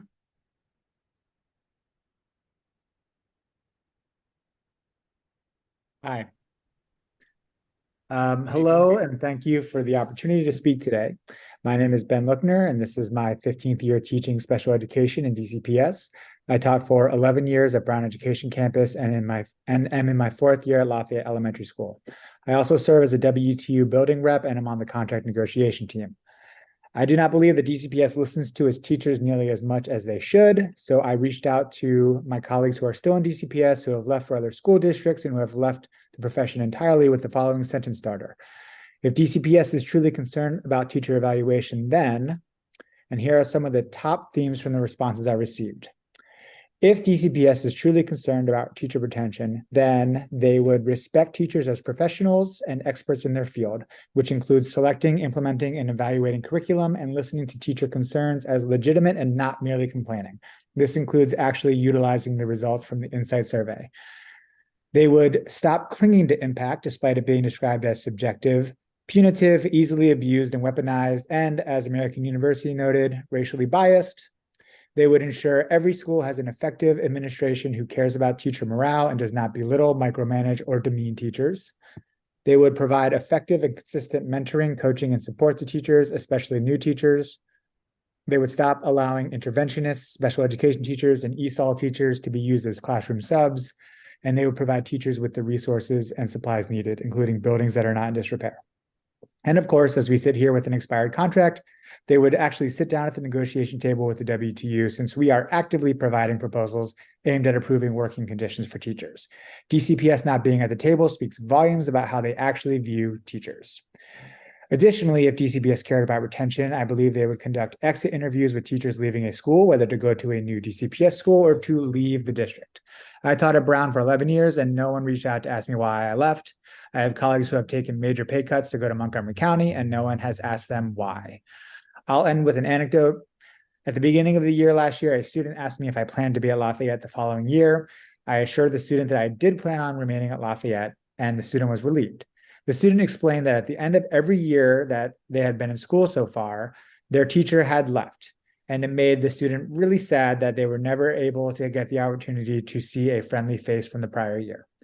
Indeed, the student's previous teacher told me, my experience at DCPS led me to choosing to leave the classroom and to pursue another career path entirely. Hopefully, DCPS will choose to intervene to truly and robustly support teachers before my story plays out again and again. If student, academic, and social achievement is a priority, and I believe we can all agree that it is, then retaining experienced, highly qualified, and energetic educators should be the top priority. If we don't solve this crisis, these professionals can and will continue to take their talent elsewhere. Thank you. Thank you, Mr. Lookner. I don't have a copy of your statement. It would be helpful if you gave it to us. Yep, I'll send it your way. Thank you. Lorenzo Sims. Is Lorenzo Sims here? I don't think so. Catherine Procope? I'm here. Great. Thank you, Chairman Mendelson and council members. I'm the executive director at the Howard University Middle School of Mathematics and Science in Ward 1. And we are a middle school sitting on the campus of Howard University. I want to thank you again for the opportunity to speak with you and highlighting schools' teacher recruitment and retention challenges. As we diligently work to help our children succeed in all facets of their lives, teacher and administrator consistency plays an important part. As you know, compensation is the first thing being considered when thinking of recruiting and retaining teachers. And while we are so very grateful for the work that the council did this past year in ensuring that charter teachers are fairly compensated, we urge the council to make sure that we can maintain these commitments that we've made to provide our teachers with a compensation that is comparable to their peers by ensuring that the UPSFF in FY25 includes funding for teacher pay increases. Like most schools in the country, we have struggled to hire and retain those really critical content areas like mathematics and science. We, however, here have a special relationship with Howard University and their School of Education. However, they've even told us that they have fewer students pursuing these subjects as well. And so many of those students have cited challenges with the certification process. At our school, we formed a study group with the Howard University students with our teachers who've already passed the praxis and gotten their certification, helping those students at the college to get and pass their own certification so they can become teachers in our schools. As you know, teachers' health and well-being directly impact the classroom and their students. Excuse me. Teachers who are struggling psychologically or emotionally with the demands of teaching and their daily lives hurt their children's achievement. We commend the first step that OSSI's taken with the Department of Behavioral Health to assist schools in developing ways to create and sustain educator well-being. The emphasis on is first step. We have to do more. At our school, we've included such programs as Wellness Wednesdays, where teachers have one Wednesday a month where the children leave half day, and they leave too, with the intent of taking care of themselves. We've partnered with the Howard University School of Psychology and Social Work to provide additional support to our staff in the classroom with their students. On a contractual basis, we provided our staff with access to a psychologist who's available to help them address their own personal issues and concerns.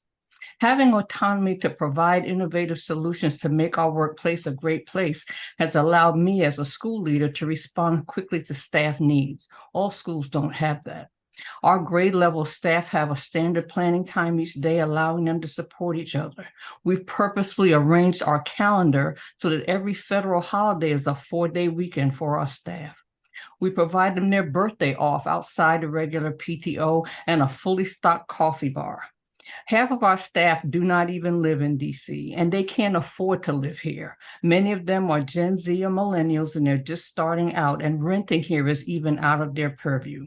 We know that the mayor has committed to providing more affordable housing in 2025, but we're asking the council to look a little deeper. How beneficial would it be if our staff actually lived in the communities where where their students live? As we work to retain teachers and administrators, we do our best to create an atmosphere where they want to come to work and where they know they'll be supported and that their voice matters. Your support in these endeavors will make this possible, and the outcome for our children in DC will be phenomenal. Thank you so much, and I'll be more than happy to answer any questions. Thank you, Ms. Procope. Lisa Luceno. I don't know if she's here. I don't see her. Give me just a second.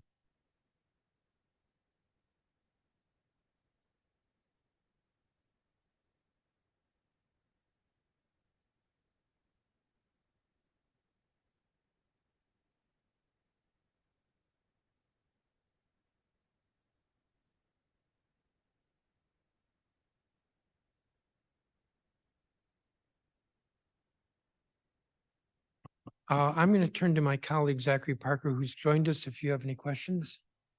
Yes, and I will be brief. Apologies in advance. I'm just coming from the Housing Committee hearing and missed many points of the testimony of this panel, but I generally wanted to ask two things. It was shared before that discipline continues to challenge educators and school teams.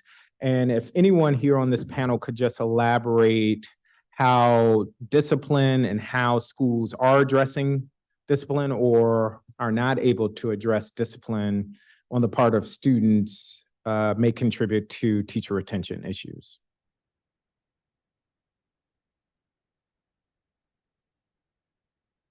Anybody?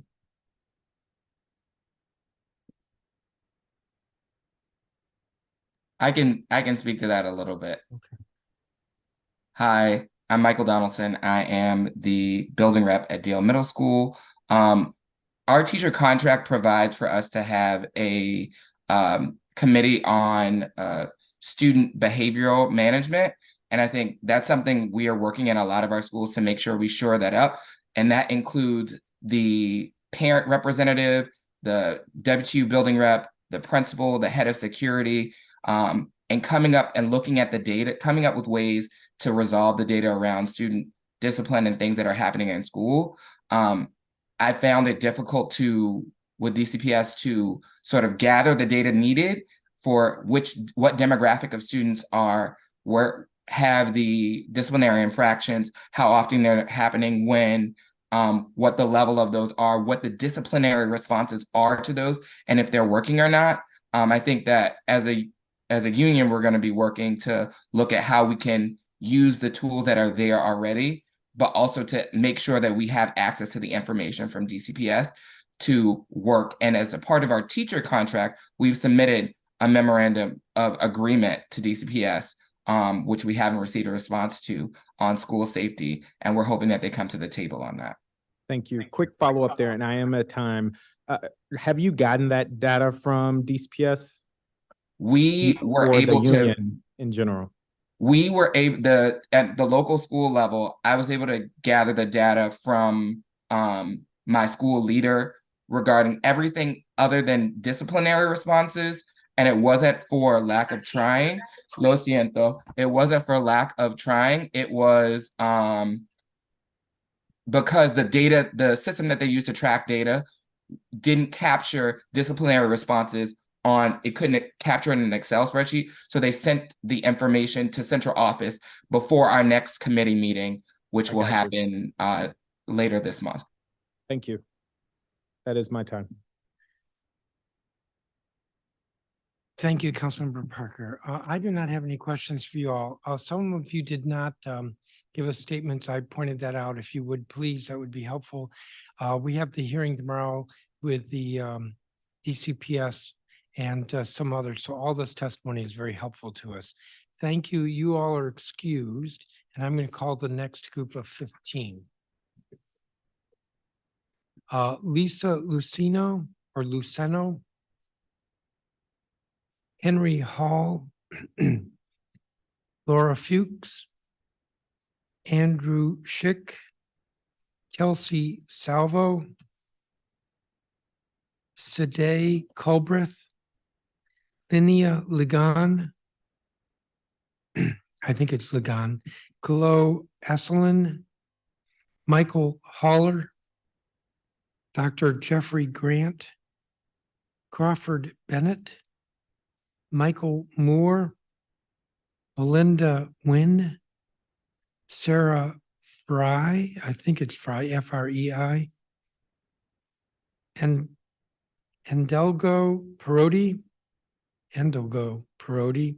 Mark Simon. And I'm told that there was a typo on the list. Angelo Parodi.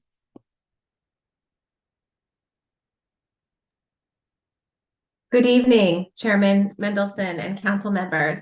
Thank you for calling a hearing on the very important topic of teacher and principal retention in DC. My name is Lisa Luceno, and I am the Senior Director of Early Childhood Strategy at Berea Public Charter School. I am before you today as a representative of our staff and students. Berea is DC's only school chartered to serve both parents and children together through a comprehensive two-generation approach that supports the entire family in learning and growing together. Berea is chartered at the pre-kindergarten and adult levels, but we also provide early childhood education for infants and toddlers who are children of our adult learners and siblings of our pre-kindergarten students. Thank you for your generous support in increasing teacher salaries in fiscal year 24. Pay is vital for our ability to recruit and retain staff with the unique skills necessary to work with the immigrant families who attend our school. Berea students are some of the furthest from opportunity in our city. And it requires a particular blend of knowledge, experience, skills, and purpose to work here. We hire staff who are bilingual in the home languages of Berea families, but the pool of qualified staff has been decreasing in recent years. At Berea, we were able to meet the requirements of the additional teacher compensation funding to raise pay for our charter teachers. However, we know that ensuring our students' success requires the effort of an entire team. Moreover, when teachers are supported by administrative, student services, facilities, IT, and early childhood staff, it allows them to focus more on teaching and increases their desire to stay in their jobs. We decided to use the remaining balance to increase pay for all staff with a particular focus on those at the lowest end of the pay scales. As you consider how you will integrate teacher pay increases into the UPSF for fiscal year 25, we urge you to consider efforts to increase pay for all school employees. Berea boasts high teacher retention rates that are annually above 90%. However, those teachers that do move on from our school frequently cite low pay as a driver in their decision to leave. At present, our staff are still 15 to 20K below the DCPS pay scale, and this is largely due to the continued underfunding of adult education in DC. At Berea, our largest student group is adult learners, which therefore makes adult per pupil funding our largest revenue source. However, the 10-year-old adequacy study indicated that the cost of adult education in DC was 100% of the foundation rate, not the current 91%. In a few weeks, you will receive an updated adequacy study, and we urge you to consider the recommendations in light of years of underfunding of adult education in the district. To ensure our student success, we must compete with the K-12 sector for teachers, social workers, administrative staff, and IT professionals, but with few resources to do so. In DC, adult education is public education. Additionally, most staff are no longer able to reside in DC because of the high cost of living, which results in longer commutes and more time away from their own families. This also means that we are in competition not only with DCPS, but also many school systems in Maryland and Virginia. We're working hard to create wellness initiatives such as hybrid schedules for adult teachers 2 days a week, and for some non-student facing staff to do some projects from home. And making recommendations through our wellness committee to school leadership on opportunities to enhance staff well-being. Thank you so much for your opportunity to share BREA's experiences with you. I have submitted written testimony and happy to answer any questions. Thank you very much. And we do have your statement. Yes. Is Henry Hall here? Please proceed. Yes, I'm here. Thank you, council member. My name is Henry Hall. I'm one of 2 auto teachers here at Ballou Senior High School.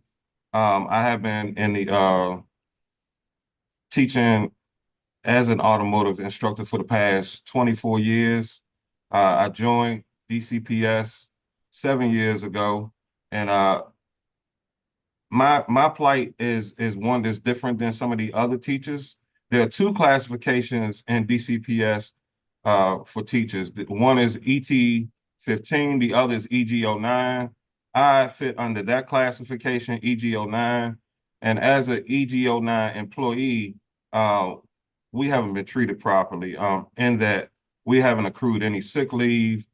Before Liz Davis passed unexpectedly, she was working to restore that leave. That has not happened. As a result, a number of teachers have now left the system, are great vocational teachers. And we know that being a vocational teacher is a hard to fill position here at DCPS. In addition to that, we seem to be the group that can get things done. We don't deal and operate under a bureaucracy like this. A lot of us, we're about business, and we are business operators outside of DCPS. We travel far and wide to get here. I travel myself 1 hour to get here. My colleague, he travels about 45 minutes. So we come with the intent to service, to serve the needs of the students, and we build great relationships with them. My students treat me as a father, an uncle, a cousin, the like. And we do know that with the increase in crime in DC, they have an interest in cars. And I'm the guy that can stop them from stealing them and possibly repair those vehicles. There's a disconnect. We shouldn't even be here talking about impact or outdated contract. You got to do what you're supposed to do. We don't work at Walmart. We work for the district government. And, I've raised all my children here in Washington, and they've done very well. They're all in the vocations, and I know that it works. It's worked for my family, and it'll work for other families here in Ward 8 and some of the other wards all throughout the city. We are the only auto program here in Washington, D.C. We have 2 teachers, and if you don't make this right, you'll be losing 1, because I don't have any sick leave under this EG09 status, and my time is about to expire. And if you have any questions for me later on, I'll stay on. Thank you. Thank you very much. Laura Fuchs. Thank you. So I'm here today, an educator of 17 years, all of which I've started at H.D. Woodson High School, a DC public school in Ward 7. I came to a school with a wealth of history, educators who had been there since the school had opened, educators who were extremely dedicated to the community and proud of the work they did, despite the rampant and systemic disinvestment and neglect that has consistently plagued our schools in Ward 7 in the past 2 decades. I came to DC Public Schools in 2007, the same year that mayoral control started under the tenure of extreme privatizers Adrian Fenty and Michelle Reed, that is being carried on today by Muriel Bowser and Dr. Louis Farabee. H.D. Woodson and so many other schools were slammed with policies aimed towards privatization. We saw countless school closures, almost exclusively in Black and Brown communities, a reduction in force where 19 educators were forcibly cut in October, just in my school, based on a trumped up claim of insufficient funds, countless budget cuts, and whittling away at our teacher force. I witnessed impact get rolled out and rolled over, experienced Black teachers in a blatantly racist effort to remove those who knew better and replace them with those that Reed and company hoped would be easier to control. We are still living under the exact same system, and it is still producing some of the highest rates of educator churn in the nation. The disrespect to educators in the classroom is still rampant downtown. We can see it in the initiatives they roll out and how we are spoken to and about, and how our union is completely disregarded, with yet another contract going months past expiration and negotiations not even beginning. I can't speak to before mayoral control, but in my 17 years at DCPS, again, 100% of which have been under mayoral control, I've spent the majority of my time working under expired WTU contracts. My first contract was 3 years expired. My second one was 6 years expired, and now another one 3 years expired. And of course, we're now going into another expired contract. This means that in my 17-year teaching career, 12 of those years have been on expired contracts, which is over 70% of my teaching career. This is the disrespect that mayoral control and extreme privatization bought and paid for by Democrats for Education Reform and the Eli Broad Foundation's trained leaders have wrought on DC public schools. It is the same anti-labor efforts that caused Cesar Chavez Public Charter School to close its unionized campus, for Paul Public Charter School to engage in anti-labor activities to thwart organizing efforts for countless charter teachers to be fired without cause because they have no union protections. This is the extreme disrespect that those who spent little to no time in a classroom inflict on us and want to bring to DCPS. It is time for this to finally come to an end. You have the rest of my written testimony. Thank you. Thank you, Ms. Fuchs. And I do have the rest of your statement. Andrew Schick. Hi, good evening. Thank you very much. I'm just going to pull my statement. My apologies. So my name is Andrew Schick, and I'd like to thank you all for having me back to read a brief statement about education in the district. As a 19-year-old classroom veteran teacher, I have seen a revolving door of colleagues who have been coming and going in my nearly 2 decades in public schools. While I do not blame a singular event for this high turnover, I would like to point out a lack of professional working environments and employees, a lack of standardized rules and policies across the district, and salaries that don't exceed or match our current work. While in PG County, Maryland, for my first 7 years of teaching, there were a number of older teachers who stayed at my first placement, Buck Lodge Middle School, who were rooted in the community and invested in the students' lives. We held quarterly events for each season, even during the summer. Each teacher volunteered to have roles inside of the classroom as well as outside of it. And there was a distinct function on each team, so you knew who you were responsible to, as well as who you would answer to. Teachers were responsible to one another, the parents, their administration, the students, and especially themselves. While there was not an official dress code, there were things that were being made more relaxed professional wear acceptable. However, each Friday, teachers wore jeans and donated up to $5 to be used on school events for students, parent education classes, field trips, and other investments in the community. Students were required to wear uniforms for class and physical education. Cell phones were not allowed in classrooms. Resetting the standards on professionalism, students will provide everyone a new chance for success. Mandating these kinds of professional policies could see student test scores and participation increase, a refreshed but classic take on standard school norms, and consequently a better working environment, which could at best retain highly qualified veterans, and at worst give younger, newer teachers a chance to secure their curricula and professional standards as burgeoning workers.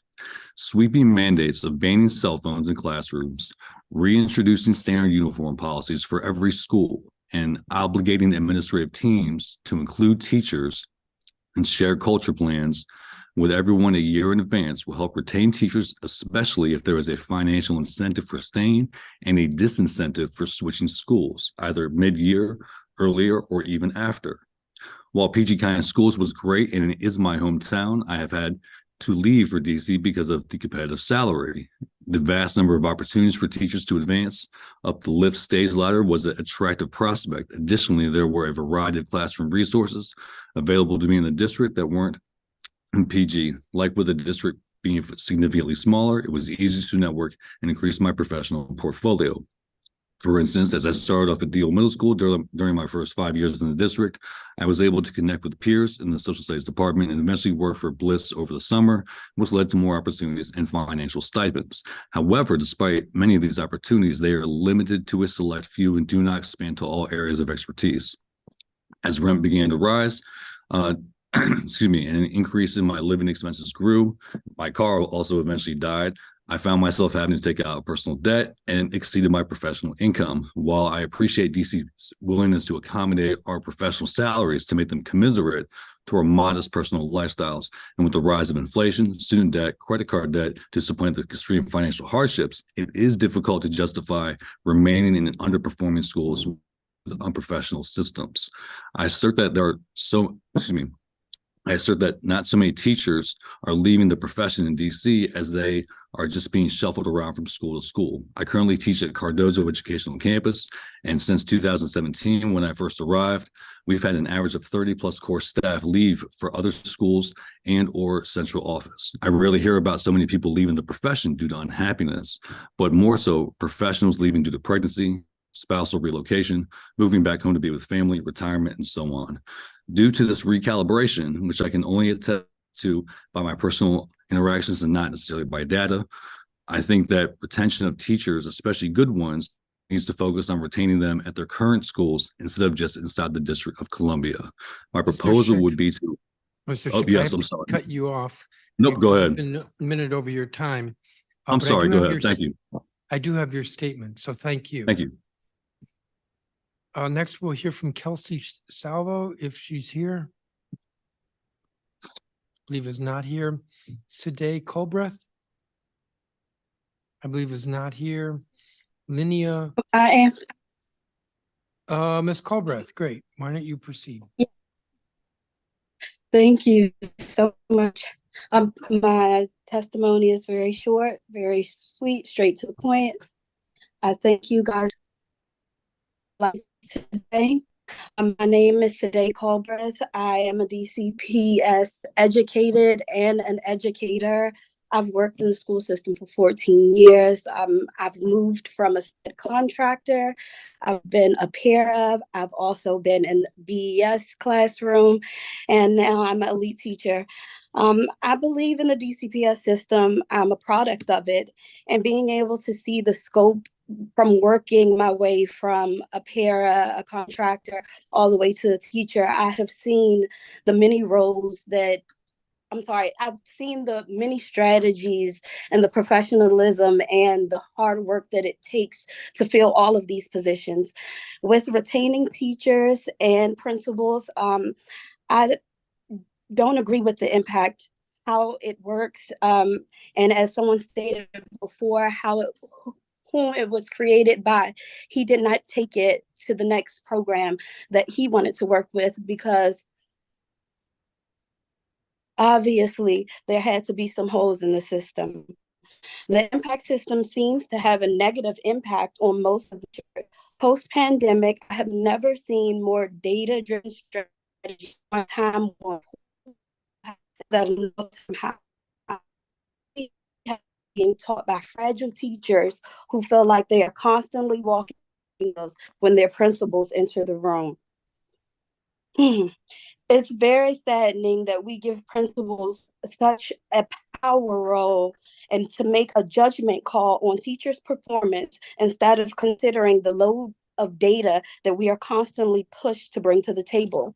When our livelihoods and our love for education can be judged as ineffective or just effective when you start working hard as soon as you walk through the door, time that your students leave, and you sit at your desk and you continue to compile work, and then you go home and you take it there as well, and you're told that you're just effective or ineffective based off of a judgment call, rubs a lot of us the wrong way.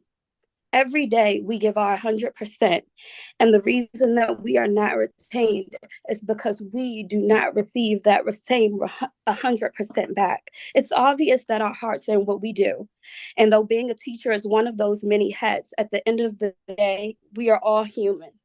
And when we are constantly bringing our hearts to the table and they are broken and we have to beg to be heard, which is why we're in this meeting, what do humans do? Do you stay or do you try something new? DCPS, we're challenging you today. We need something new. If you want teachers to stay, then try something new. Impact is not the way to go. We all are at the table and agree.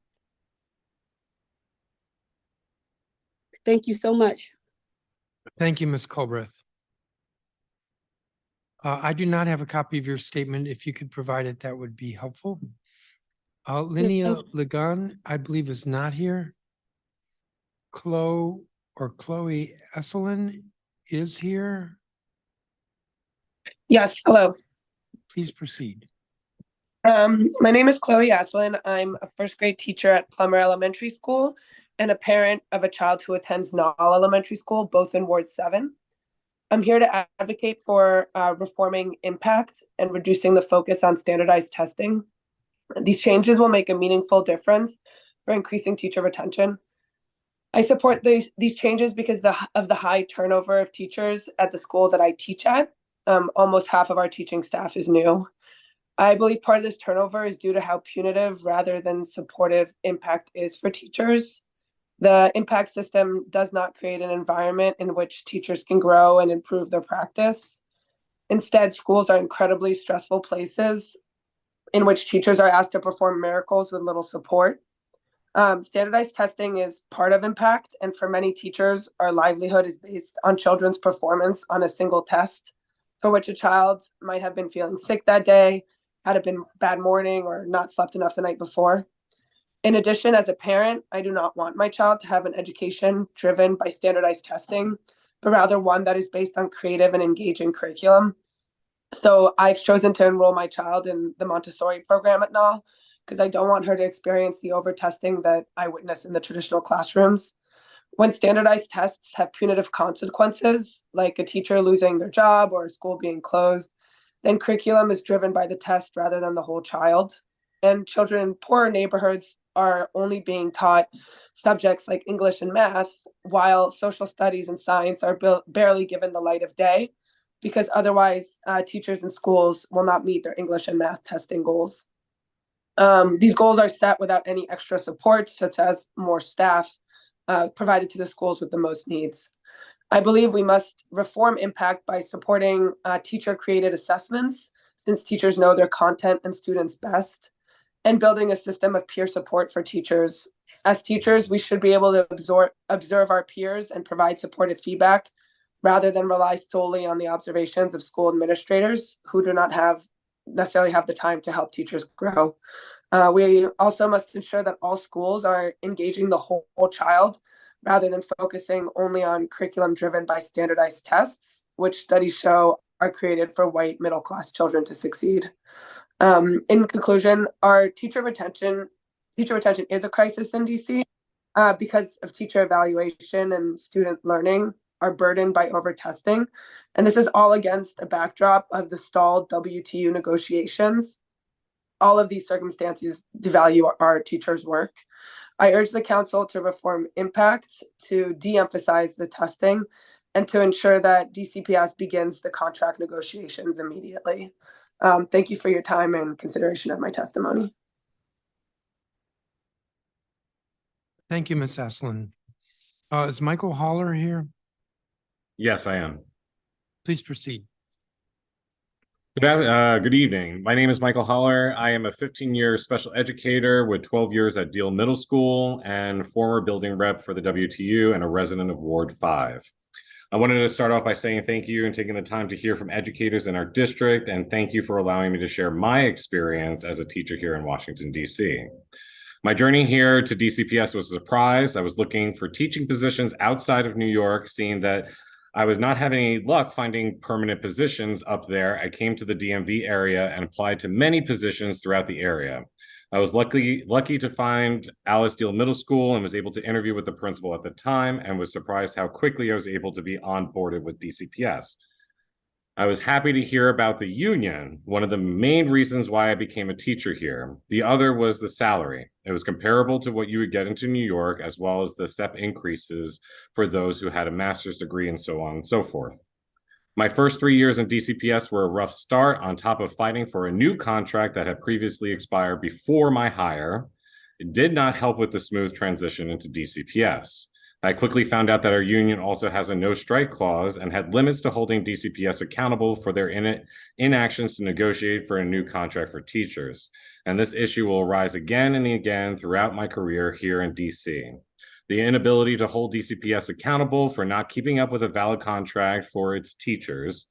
I helped organize both events in 2022 and 2018, where teachers in Ward 3 gathered at Tenleytown Metro Station in the morning to put pressure on the mayor to come to the table and negotiate a new contract. After a few more events to showcase uniformity amongst the WTU teachers, the mayor and her team came to the table and finally gave teachers a reasonable contract moving forward. That has expired. The mayor has once again put a pause on teachers' concerns and have not come to the negotiations, despite the WTU reaching out multiple times. It leaves a bad taste with teachers when the mayor and her team promote education, how they say they support teachers, but refuse to come and negotiate a contract that will keep good teachers, help recruit educators, and maintain a competitive salary when compared to other school districts.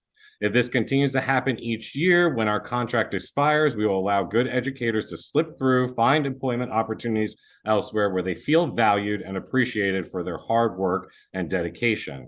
It's more of a slap in the face when I see how the mayor or the chancellor say they care about what teachers need or how they value our job given the circumstances that we face day to day on a day-to-day basis, but ignore teachers when they need new protections, new contracts, safe schools, and other concerns that have been left unheard.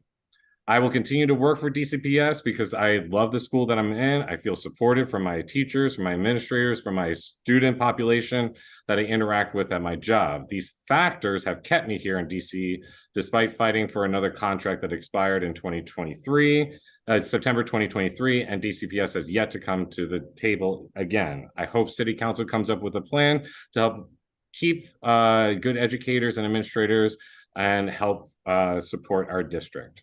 If you have any further questions, I'm here to answer them. Thank you, Mr. Holler. Dr. Jeffrey Grant. Greetings, Chairman Mendelson and all other present council members. I am Dr. Jeffrey Grant, CEO of Monument Academy Public Charter School, a residential middle school that serves children who are in or at risk of going into the child welfare system.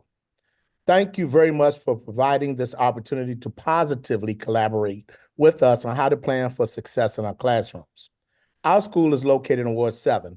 However, we serve students from 6 of the city's 8 wards. Many of our scholars travel several miles to attend our school due to the fact that the children appreciate the relationships our teachers and other staff members have developed with them. These relationships would not be possible if we experience tremendous staff turnover year over year, for our babies have unfortunately been experiencing too many losses in their young lives. Our city, Washington, D.C., is currently in the midst of a crisis that is severely impacting the mental health of all stakeholders. These stressful experiences are increasing at an alarming rate, resulting in emotionally traumatized individuals in our classrooms. These individuals are both students and staff members, as they have been victims or are the friends and mentors to the victims of crimes and abuse. After choosing to serve the community, the last thing our teachers and administrators expect is to not be supported by the politicians who serve the same community. Teachers and other staff members choose education as their career fields, focusing on developing young minds to be our next leaders. This career path requires year-over-year successes that will create outstanding educators for our most vulnerable citizens, the children. To be willing to put in inexperienced people who have not developed relationships with our scholars in front of our scholars is a travesty. More often than not, this occurs in the lowest socioeconomic communities of color that experience the greatest trauma. Monument Academy has been at the forefront of identifying creating and implementing opportunities for teachers and all other staff members to engage in opportunities to heal. We are partnering with Empowered Ed to specifically target and support our staff members. We have contracted with the licensed psychologists to schedule therapeutic sessions for our staff members. As the CEO, I plan and implement activities to celebrate my staff as often as possible. I recognize that too many detractors can weigh heavily on the ability to serve our babies. In closing, it is essential that we continue to receive the funding and resources necessary to serve our communities. All households are not equal. Thus, all families do not have access to equitable learning opportunities. Our charter schools have the autonomy to be innovative in their strategies, enabling us to intentionally serve the families. My request is for the council to appropriately fund our teachers and administrators to guarantee there is continuity in our schools. And this is my 30th year in education, and I can guarantee you that it was my experience that allowed me to be successful. And we need that in every last one of our schools. Thank you. Thank you, Dr. Grant. Crawford Bennett. Hello, my name is Crawford Bennett. I am a 5-year DCPS teacher, special education, 2 years previous to that in a charter school here in DC. I live and work in Ward 1. You have heard a lot about our contract and it being expired. In fact, the entire time I've been in DCPS, it's only been active for a few months. But I would like to focus on what it's like being a teacher here in Ward 1 in Washington, DC. Just before coming here to testify, I got to see 2 of my students at the Giant here in Columbia Heights. And it was great to see them, and they ran up to give me a hug. And that's only possible because I live pretty close to the neighborhood where I teach. I live about a 20-minute walk, but I'm able to do that because I rent 1 bedroom in a house with 3 other people at the age of 35, forgoing a family of my own. And I only make a little bit more than your median teacher salary here in Washington, DC. So I'm giving up quite a lot to be that teacher that we think of, that neighborhood teacher. I teach special education, and when we talk about impact and salaries and bonuses and all those other things that we are hoping will keep teachers like myself who are hard to come by in our positions, well, I'm sorry, impact doesn't help. You've heard how it's inequitable. You've heard how it hurts. I was told before that I couldn't account mastery of IEP goals in my task, which measures student achievement, because it just hadn't been done historically at my school. That's no reason. So I was instead evaluated on what the entire grade level did. I taught only 3 students on that grade level. Now I am teaching students from pre-K through 3rd grade. And somehow the district thinks this is okay. I don't know how effective I'm going to be for them when I'm spread so thin, when it's hard to get other teachers like me. We're still looking for another teacher to fill a special ed position at my school. And I want to talk to you about the time that I spend in the school, the different duties I perform, the substitute duties, the coverage for LEAP and planning for other teachers, because I'm looked at as dispensable. In the bonus system, I don't even qualify for half of the bonuses that gen ed teachers qualify for. What message you are sending very clearly is that special ed teachers are just not worth it, and neither are our students. You have my written testimony, which goes into more detail on a lot of other issues. Thank you. Thank you, Mr. Bennett. Actually, I don't have your written testimony. If you send it, maybe you could. It was uploaded earlier this afternoon. We'll look for it. Thank you. Thank you. Michael Moore. Is he here?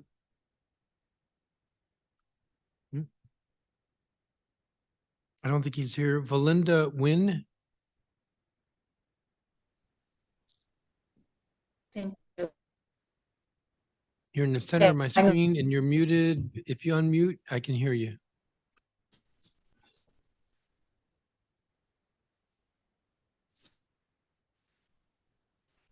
Can you hear me? Yeah, I can. It says you're muted, but I could hear you.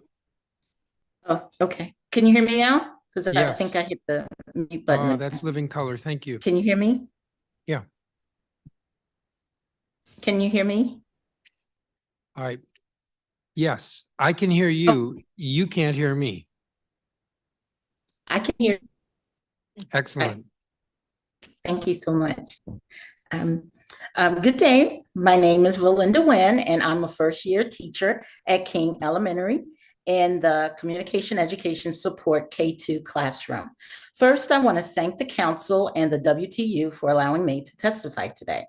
Although the matter of teacher-principal retention is not a novel issue, it is, however, one that we as a city have not gotten right yet. We could discourse for an innumerable amount of time on this, but what I present to you today is my perspective on what could be a feasible solution to this attrition issue. Speaking from the platform of a newly hired educator in a predominantly melanin-skinned school, our culture and needs as teachers and stakeholders in DCPS's educational system are diverse and not easily resolved for a myriad of reasons. This school year, I personally experienced another first-year colleague deciding to abruptly quit after less than 2 months in the classroom. Even though I did not work with her professionally or know her personally, and I am aware I was not the cause of them leaving the profession, I felt and still feel like I and the system failed them. So how can we change the outcome of the high teacher and administrator turnover? First, it needs to be understood that the answer to this problem can't be approached as if it's a one-size-fits-all situation. Just like our approach as facilitators of learning must be multidisciplinary, so must this. This means that the resolve must be individualized, not generalized. What I need to excel in my profession may be drastically different from someone else's, but the opportunities to get it right must be available and flexible enough so that everyone feels included and supported according to their unique makeup. How this happens is up to you, council members. Get our feedback and consider our multifaceted needs as educators before implementing a retention plan. Don't just have us testify or give us surveys for our input. Let us be a part of the solution from think tank to rollout. In that way, there is mutual collaboration, not exclusive dictation. This challenge can be turned around, but this is an us issue, which means that the answer is among us if we work together as a team. I thank you for your time. Thank you, Ms. Nguyen. Sarah Fry. I understand she's here, but she's not accepting. Angelo Perotti. Good evening, and thank you, Chairman Mendelson and members of the council for this opportunity to speak. My name is Angelo Perotti. I'm a 5th grade teacher at John Eaton Elementary School and a former building rep in Ward 3. This is my 19th year in DCPS, 17 of which have been at Eaton.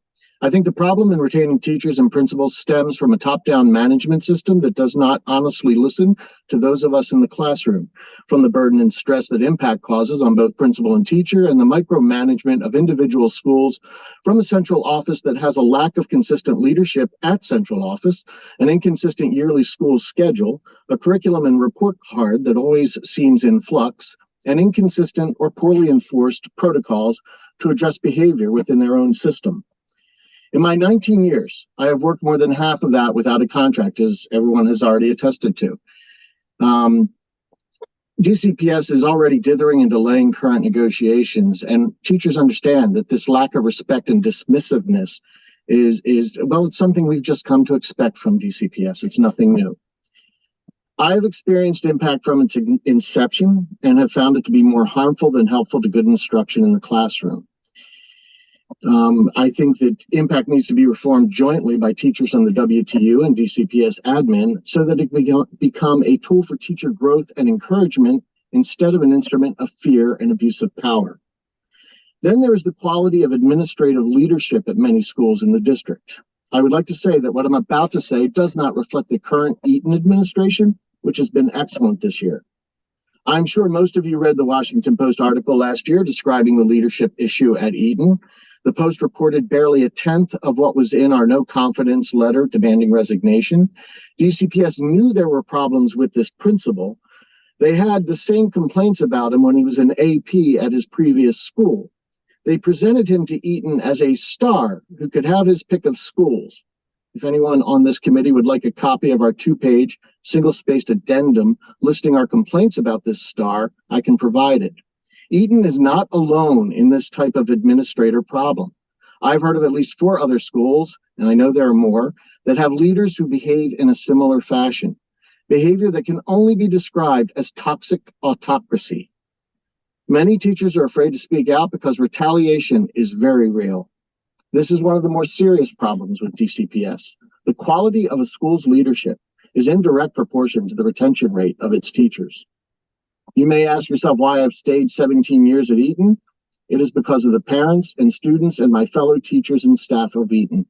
The parents are such excellent people and believe so strongly in their teachers. When we made our complaints known last year about our principal, their support was immediate and unmitigated. They believed us because they know us, understand what we do day in and day out for their children, and give us their trust. DCPS should try doing the same. Thank you. Thank you. Mr. Prodi, I don't have a copy of your statement. If you could provide that. I just sent it to you. Okay, great. Mark Simon.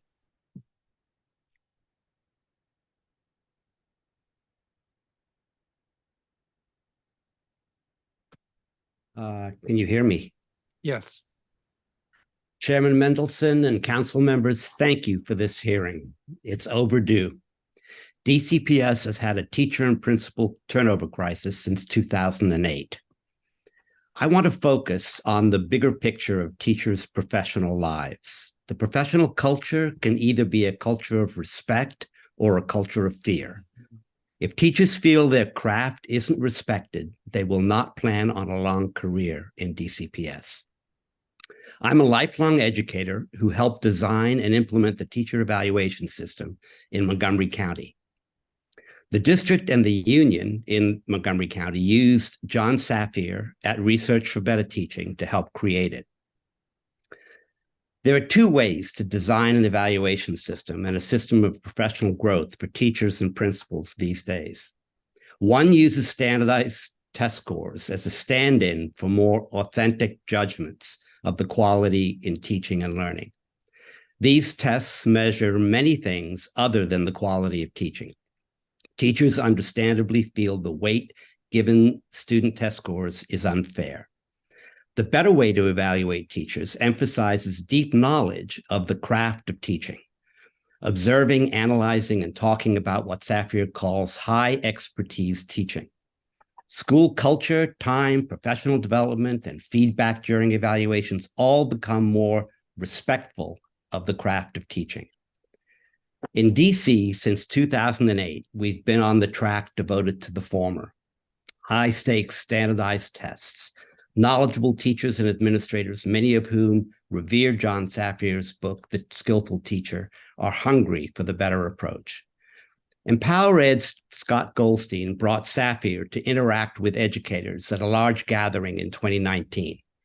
Over a dozen of the 100 or so participants who showed up were school principals.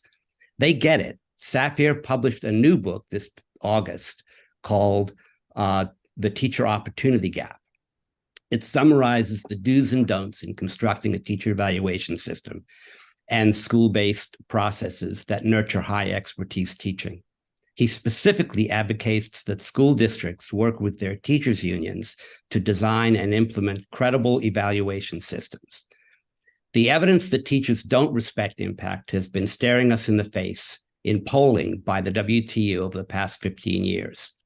In 2015, the National Research Council published their evaluation of the public schools of the District of Columbia, which documented huge problems with impact and made recommendations that were ignored.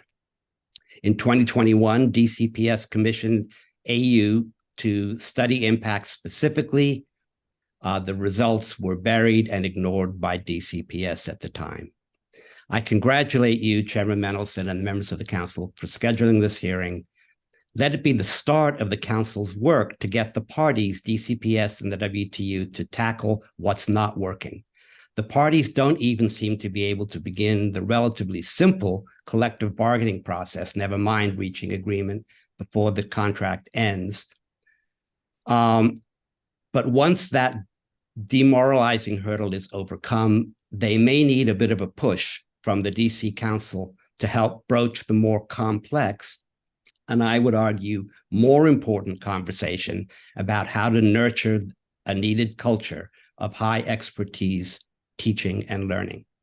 And in my written testimony that I hope that you have, I included links to articles in EdWeek and other places, and the reports that I cited in the testimony. Thank you. Thank you, Mr. Simon. And we do have your statement. And I'm seeing the links you're talking about. Thank you. Thank you, each of you, for your testimony. 5 minutes, and I'll cut off members if they go beyond 5 minutes. Mr. Perotti, this is not an important question, but if you've been at Eaton for 17 years, did you teach my daughter? I had her in first grade. First grade, okay. Yeah, when I taught first. My first year there, actually. Okay. Well, I'll tell her you say hello, and oh, please do.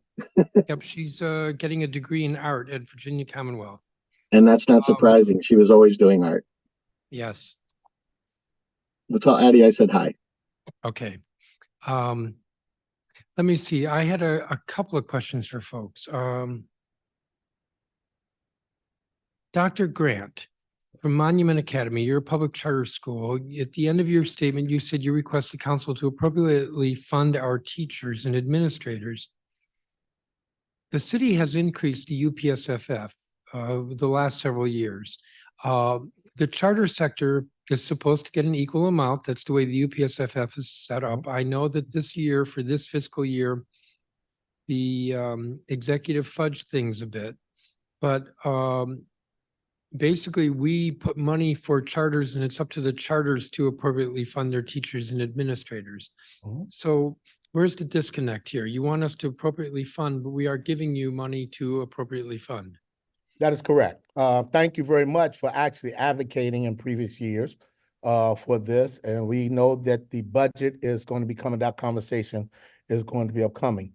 We also realize that when we are, I would say, vying for best teachers and to keep our teachers in the charter world, we know that there are times where the funding is not equitable, especially when you're talking about impact funding. I was in DCPS since '97 and transitioned to the charter world in 2013. So I actually was in DCPS when the impact program came about and how it was funded through private funds. And I'm also aware now that those funds are now being brought about through public funds through the mayor. So again, in order for us to continue to retain our quality teachers and administrators, we just want to make sure that we have the opportunity to pay our teachers and administrators who serve almost 50% of the same children in Washington, D.C. So again, thank you for the opportunity. Thank you for advocating us in the past. And I just want to make sure that we continue having this wonderful conversation going forward to make sure that equity is at the forefront as we are funding all of our schools. Thank you, Dr. Grant. Let me turn to, because I'm on a clock here, Ms. Asselin, who teaches at Plummer. If you are still here. Still here. Did I hear you correctly that almost half of the teaching staff is new this year? It's a little under, it's not half for teaching, yes. Can you say a little bit more, like what happened? New principal, horrible principal? Maybe you don't want to say that about the principal. Maybe the principal's really nice. Something else is going on. Why such turnover? I'm not sure. This is only my second year here, but I know there was a lot of turnover the year I started as well. It seems to be a school that overall does have a high turnover of teachers. I think impact does play a role. Leadership and admin could as well. I'm trying to find out more as I continue to work there. Okay. You also mentioned over testing. Can you say a little bit more about that? Sure. Yeah, I think that this is a Plummer's elementary school, and I've only taught elementary schools in DCPS. I think this is also an issue it might be greater issue for middle schools and high schools. I think at the elementary school level, the issue often is that the tests aren't aligned to the curriculum. For example, in math, we test the kids with iReady, but we use the Eureka math curriculum. And so you're testing and we have all these trackers that we have to submit based on these tests and that the kids have to take and the progress reports that they have to take that aren't necessarily aligned with the curriculum that we actually teach the kids. And yet that's what my impact is based on. That's what the school is getting rated on. And we're constantly having to progress monitor and track again on these standardized tests, and that's what's driving instruction, even though that's not necessarily the curriculum we're using. Thank you. My time is running out. Ms. Nguyen, Valinda Nguyen, why did that teacher abruptly quit? Do you know? She didn't feel like she was being supported. She wasn't in SPED like me. So she was not in a cohort with me. There was a lot of behavior issues that were going on, and she was a first year teacher as well. And so we came into the school not understanding DCPS, not having worked as teachers before. So the newness of the job, the newness of our title was something that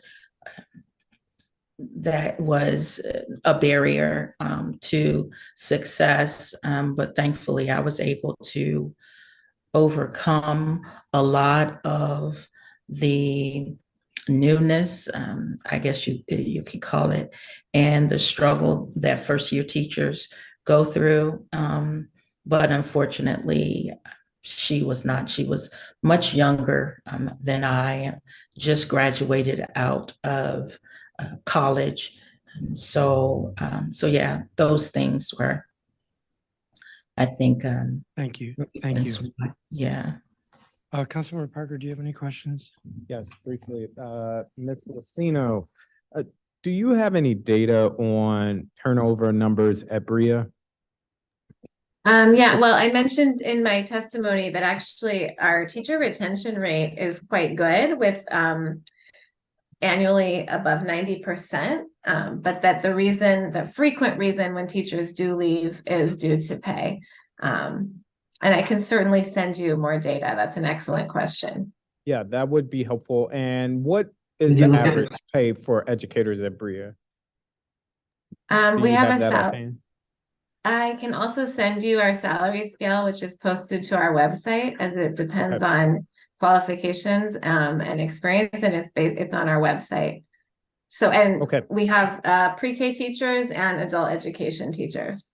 That would be helpful. I am a fan of the work that Bria does to help change entire families' lives. So if there's something to learn there, that would be helpful. Mr. Hall, Thank I you. wanted to come to you. EG 15 and EG 9 employees. That's the first time I've heard those classifications. From your testimony, it seemed like you're suggesting that you don't have approved sick leave. Is that accurate? That's very accurate. It's And not. are you paid hourly? It's a salary. I'm not exactly sure how they pay me, but it's salary. So there's a different scale. ET 15 has one scale, and then EG 09 has a different scale. And it's my understanding from your testimony that EG 9 employees have never had paid sick leave. We did. When I first entered the system, we had paid sick leave, and then it was abruptly taken from us. And right now, and I just got off the phone with another colleague who's an EG09, and she's stating that she can't, work with her child after school because she doesn't have any more leave. Everything comes out of our accrued annual leave, and we're not accruing any sick leave. So if we get sick, that's it. Understood. And last question here. Have you had current conversations with the union about this? I know you mentioned Liz Davis, who was the previous president of the WTU. Yeah, I have had some conversations. It wasn't to my liking. I am a member of the WTU. I'm a delegate. Hopefully we can work on that in the very near future, because it's in the contract to switch the EG09s over to ET15, but it hasn't happened yet. I don't know if it's a WTU issue or if it's a I got you. And last question here, I promise. The EG15s do have paid sick leave. Yes, they do, and they're a different retirement program as well. There's under the contract between our both WTU and DCPS is 1.41. Yeah, 1.41. It states that's the how they can make this all right, and they need to act on that right away because they're only 11 in number. Understood. Thank you. And Mr. Perotti, I would be interested in seeing that addendum that you mentioned. So if you could share that at zparker@dccouncil.gov, or you could share it with the committee, I would be interested in seeing that from educators. We'll send it to you. Absolutely. Okay. Thank you. And I would just, in my last minute, a number of you spoke about impact. Ms. Fuchs, it's great to see you again. I know you have long talked about the concerns you and many other educators have with impact. I also know that we as a state or a city are moving away from PARCC. And so now seems to be a great opportunity for us to rethink an evaluation system, since we're rethinking the assessment that would inform said evaluation system. And is there any conversation that you know of with DCPS about reimagining the evaluation system? Anyone that spoke about impact? There have been like committees that have met, but any conversation with DCPS has been one-off at best, and it goes nowhere. And, they'll say, oh, we'll look into it. And then we get some quote unquote tweak. The tweak is, virtually meaningless for anything that we experience on the ground. I do think that unless it's union negotiated, it's not going to be better. So you could rename it, you could change it, but until the union is involved. But the union can't negotiate it. It's not within the council could change that law, right? You could change it. The council can change that. Correct. Okay. Well, thank you. I am at time. Council made it happen, so we can change it. Yes, I hear you loud and clear. Thank you for your testimony.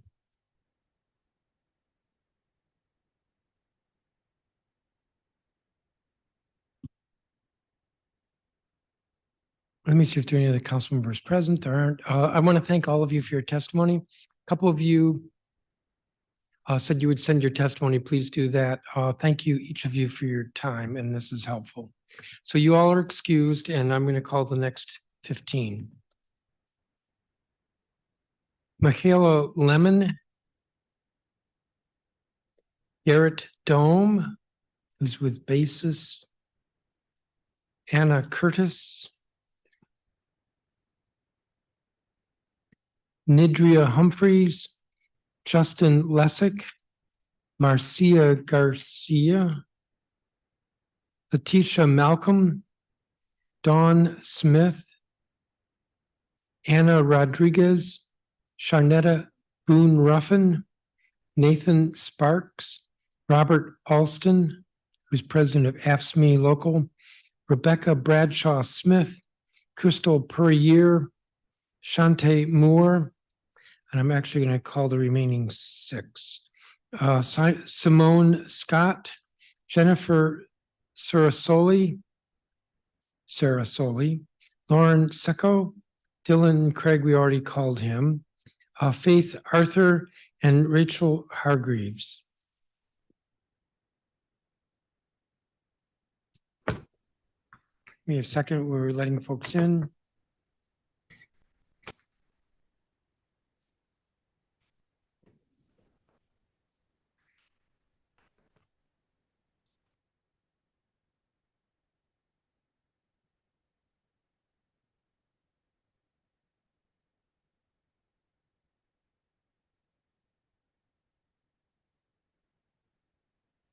Michaela Lemon. Good evening, council members. My name is Michaela Lehman. I am a resident of Ward 5 and an 8th grade and honors biology teacher at Basis Ed. I'm here to voice my support for the Student Loan Repayment Assistance Act. This is my 4th year as an educator, my 2nd serving the Young Scholars of Washington, D.C. Before transferring to Basis Ed, I was seriously considering becoming another member of the 50% of teachers who leave the profession within their first 5 years of service. However, the academic passion, standards, and rigor I've experienced working at Basis have completely changed my professional trajectory. Every day, I'm inspired by my colleagues, many of whom hold advanced degrees in either their subject matter or in pedagogy, often encouraging me to pursue my own. The one thing holding me back from enhancing my teaching practice in this way is the weight of additional student loans. Despite the generous salary provided by Basis, it would not be enough to cover living expenses in addition to tuition costs. While I know further educating myself would allow me to better serve my students and my own earning potential, as of now, it is simply not financially viable. The Student Loan Repayment Assistance Act, however, would make attaining further post-secondary education financially feasible for me and many of my fellow educators across the city, regardless of whether they work in DCPS or in the charter system, overall enhancing our practice and bolstering DC's educational system. I urge you to show you support for this legislation, and I thank you for your time. Thank you, Ms. Lehman. Garrett Dome. Looking to see if he's here. Anna Curtis. I don't think she's here.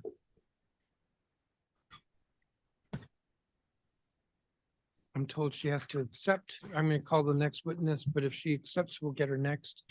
Nidria Humphreys.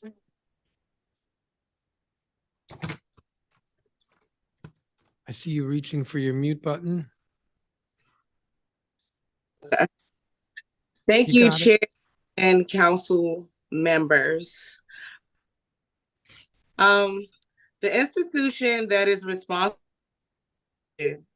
is not respected at all.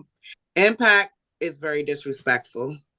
I have a lot of experience with working with DCPS because I started as a substitute teacher, and I see Principal Lesick there. I actually worked at Bell with him as a substitute teacher. I've worked with DCPS for probably about 15 years now. This is my 6th year as a teacher of record, and I really have enjoyed DCPS a lot. The reason why I am still here as a teacher of record is because of our wonderful union, Local 6. And I am just so happy that we have one of the best unions in the nation.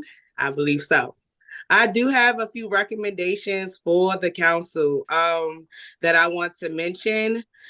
The first one is to create a teacher transfer system. I believe that there should be a teacher transfer system. I've talked to the union about it many of times.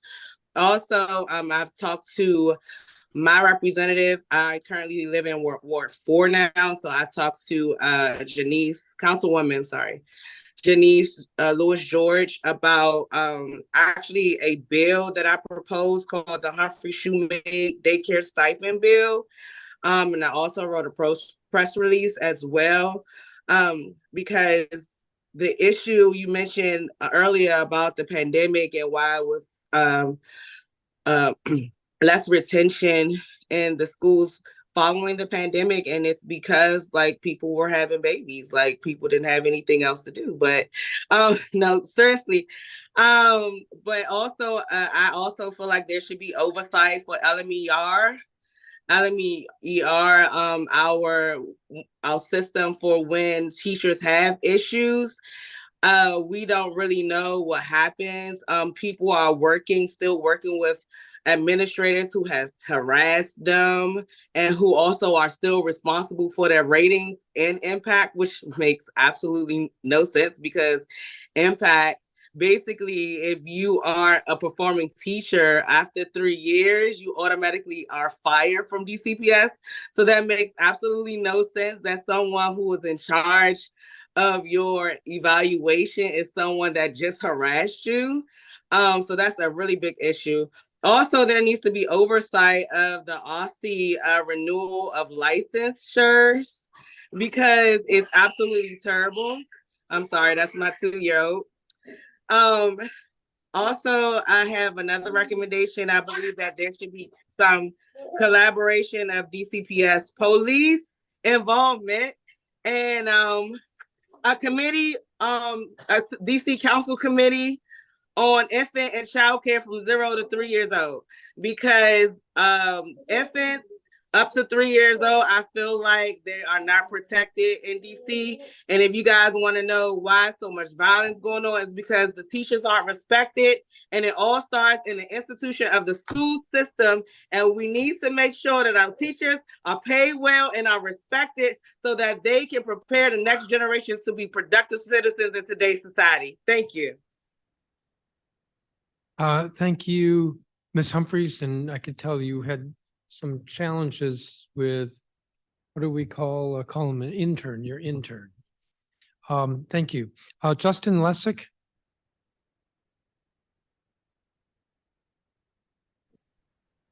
Hey, good evening. Are you able to hear me? Yes. Good afternoon, good evening, Chairman Mendelson, other members of the council. My name is Justin Lessick. I'm the executive director at Sojourner Truth Public Charter School. Truth is the district's first and only public Montessori middle and high school. We're located in Ward 5. We currently have 285 students across grades 6 through 10. Over the next few years, we're going to continue to grow until we have students across grades 6 through 12 and closer to 450 students. I very much appreciate the council for prioritizing teacher and principal retention. Consistency and stability are crucial for all kinds of reasons. They give the opportunity for teachers and leaders to truly become experts in their roles, for example. They also allow for beneficial relationships to build with students and families that pay dividends over time. There are a number of factors that I believe have significant impact on our ability to retain both teachers and school leaders. One is more school autonomy or continued school autonomy and innovative solutions. As a leader in the charter sector, I've got the autonomy, or we have the autonomy, to try and implement innovative solutions where necessary and to respond swiftly to staff requests. For example, at Truth, we've got half-day Mondays for students in order to allow more space and time for teachers to engage in PD or professional development. We've also, where needed, been able to adjust the tours of duty for individual teachers who may need a late start so they can drop their kids off at school, or more flexibility on a particular day of the week so that they can support an ailing family member. While the expectations for many jobs have changed significantly since the pandemic, the daily expectations of a teacher have not. And this rigidness often makes it difficult to retain top talent that could have more flexibility elsewhere.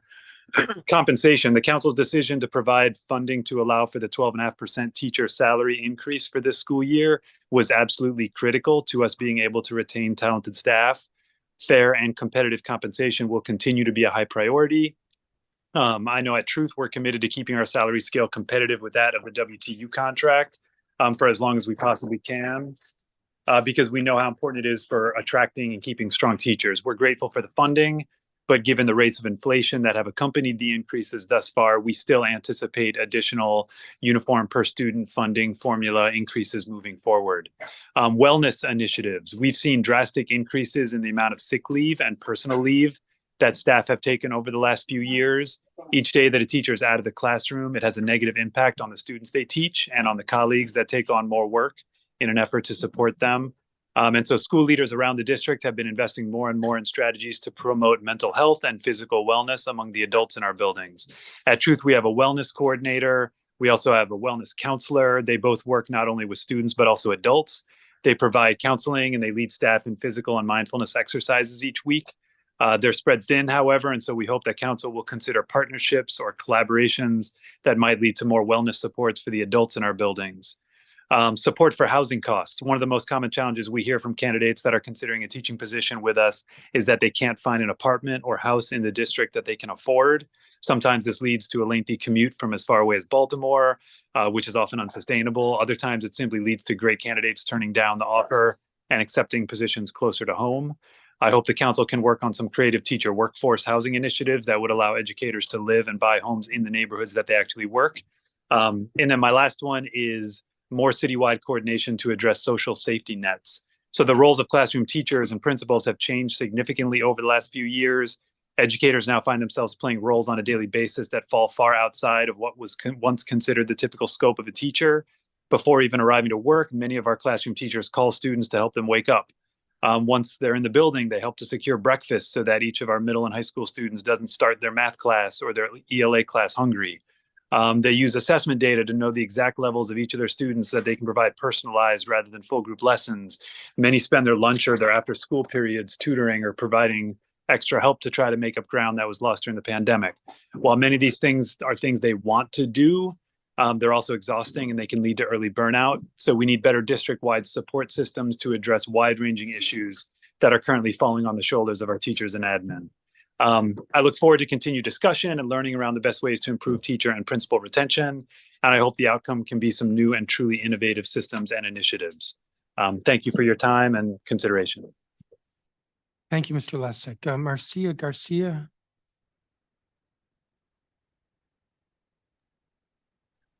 Hello, my name is Maria Fernanda Garcia, and I've served as a middle school teacher for DCPS for the past 14 years. I actually joined DCPS the same year that the impact evaluation system was implemented, so I've never known a different form of teacher evaluation. For my first 7 years of teaching here, I taught English language arts in Southeast DC.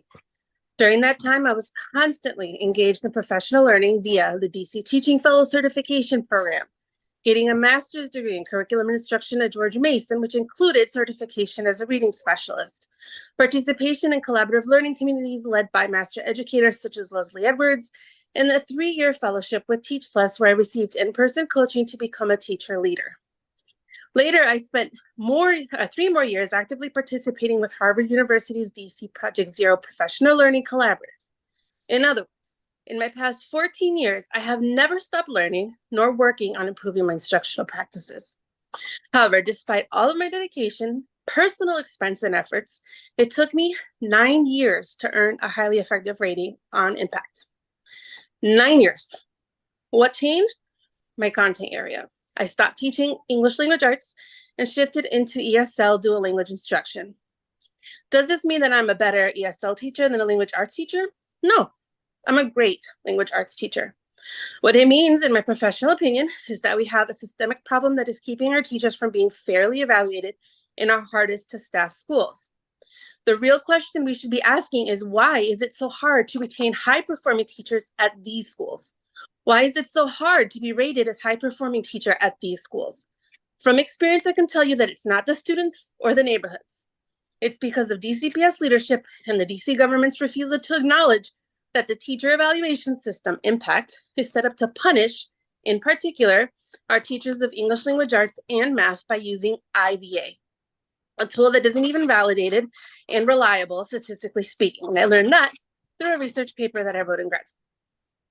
Today, I teach a total of 14 students, and my lift stage is expert. Make it make sense that our school system has designed so that only 14 students have access to this expert, bilingual, highly qualified and experienced teacher. Make it make sense that the same hardworking teacher goes from being barely rated as effective in Southeast to being evaluated as highly effective in Northwest. It's not because the needs of the students changed. My students today are all far below grade level. Shouldn't dedicated teachers like me be able to find professional recognition and value in our hardest to staff schools? Why aren't you working hard to keep us there when we're most needed? That's it. Thank you. Thank you, Ms. Garcia. I apologize. I got your first name wrong. Letitia Malcolm.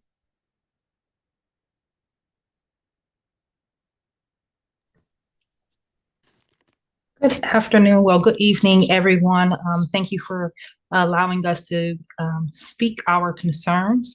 I am Letitia Malcolm. I am a doctoral candidate at Morgan State my first in education and my second in social policy. I am a 14-year educator. I'm coming from from Prince George's County. I've also taught at 3 universities as well.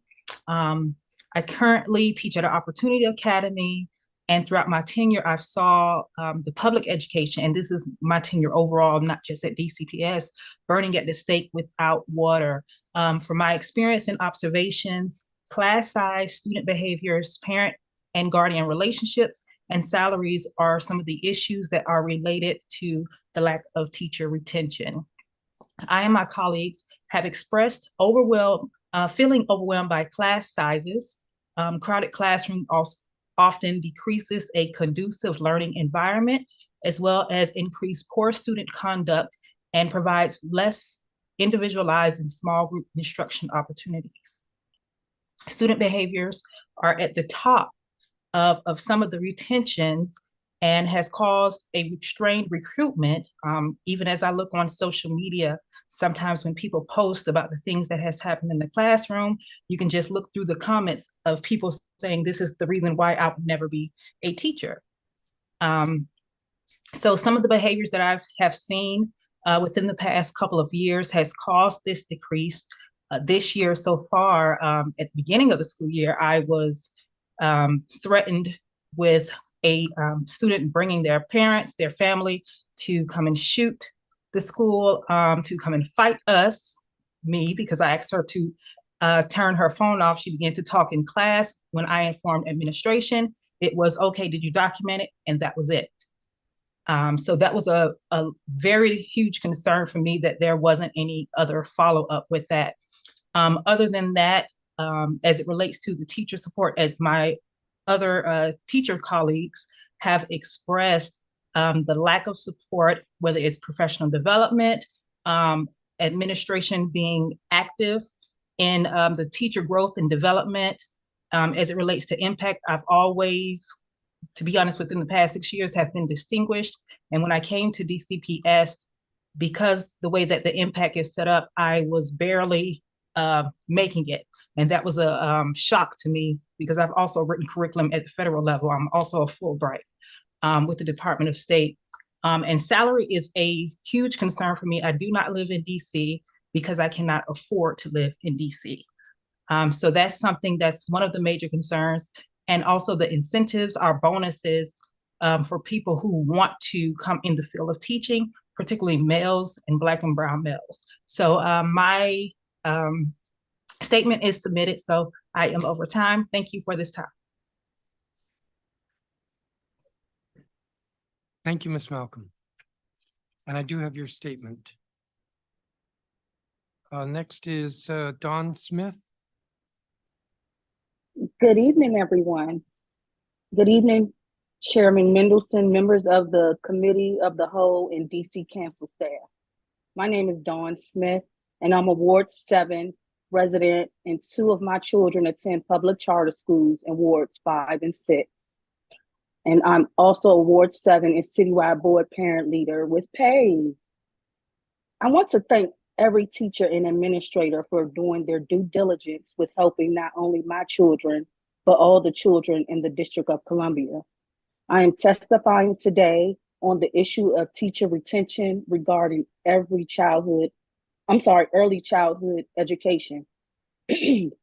According to the OSCE website on early childhood education, they focus on the whole child and include a broad range of domains because your child's learning and development are interrelated and cross all areas of learning.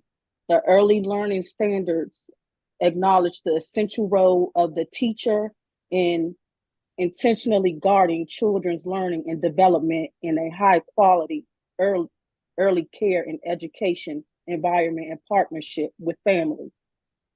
This school year alone, my 4-year-old had 2 teachers in her class leave the school within 1 month of school opening. And my child is very aware that her school is short-staffed. This was disheartening not only to my child, but to other teachers, administrators, and myself. The impact of a teacher leaving a classroom is very overwhelming to a young child, especially if they are familiar with the teacher and starting to have a great relationship with them in a dutiful routine. Yes, switching jobs can be great in the workforce for the worker. However, it can have adverse side effects in the context of early childhood development.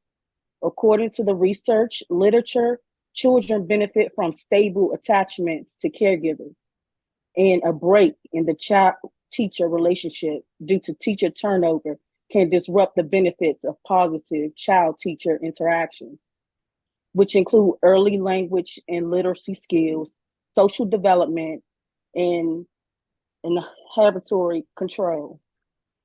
Correlation evidence links high teacher turnover to poor quality child-teacher relationships. In addition, a recent study of Head Start participants found that kids who experienced high teacher turnover during the school year had small gains in vocabulary and literacy and higher levels of parent-reported behavioral problems than peers who have more continuity with their caregivers. The lack of staff members at my daughter's facility has allowed my child, along with other children, to be susceptible to communicable diseases that inherently have the child being out of school and the parents taking off work. Also, the lack of adequate staffing strains teachers, teachers' aides, and administrators to find coverage, and this is a constant issue where they become tiresome. It will ultimately affect our children's ability to grow further if this trend continues. We need to look at how and why teachers are leaving the classroom and what is being done to recruit teachers and offer stabilization as far as maximum wages and also offer more than 2 mental health days per school year. This will not only increase the well-being of children, but also the teachers in their lives. I believe as a parent, teachers want the best for our children. And if they are in the right environment, both our children and teachers will thrive and have not only a better future, but a happier and prosperous one. Thank you for your time and consideration, and please feel free to reach out with any questions or concerns. Thank you. Thank you, Ms. Smith. And I have a copy of your statement. Anna Curtis. Yes, hello. Thank you. I wanted to second what my colleagues have said here. Impact needs to change. It's punitive in nature, and we deserve much more respect than that. Thank you. Thank you. And if you have a statement, I don't have it. So that's up to you if you want to send it to us. Okay, thank you. Thank you. Next would be Anna Rodriguez, if she's here. I don't see her. Sharnetta Boone Ruffin. Good afternoon. I'm sorry. Good evening, Chairman Mendelson, members of the Committee of the Whole and DC Council staff. My name is Sharnetta Boone Ruffin. I'm a mother of 2 girls, one at Eagle Academy Public Charter School and the other at Dunbar Senior High. I'm a product of DC Public Schools, Ward 8 resident, and a 4th grade reading teacher in PG County Public Schools. And my grandfather is the late Lawrence E. Boone, who also was a hardworking, dedicated public school teacher and principal that now has a school after him for all of his hard work in the community. I currently serve as a citywide and Ward 8 paid parent leader, and I am ready to see our city live up to its expectations of having a great education and supporting our family and teachers as a whole. I just recently spoke with the teacher about the teacher shortage and safety in the classrooms. The biggest piece is getting the contract done. We have a major teacher shortage. Teachers are covering multiple classes and teachers are leaving in droves.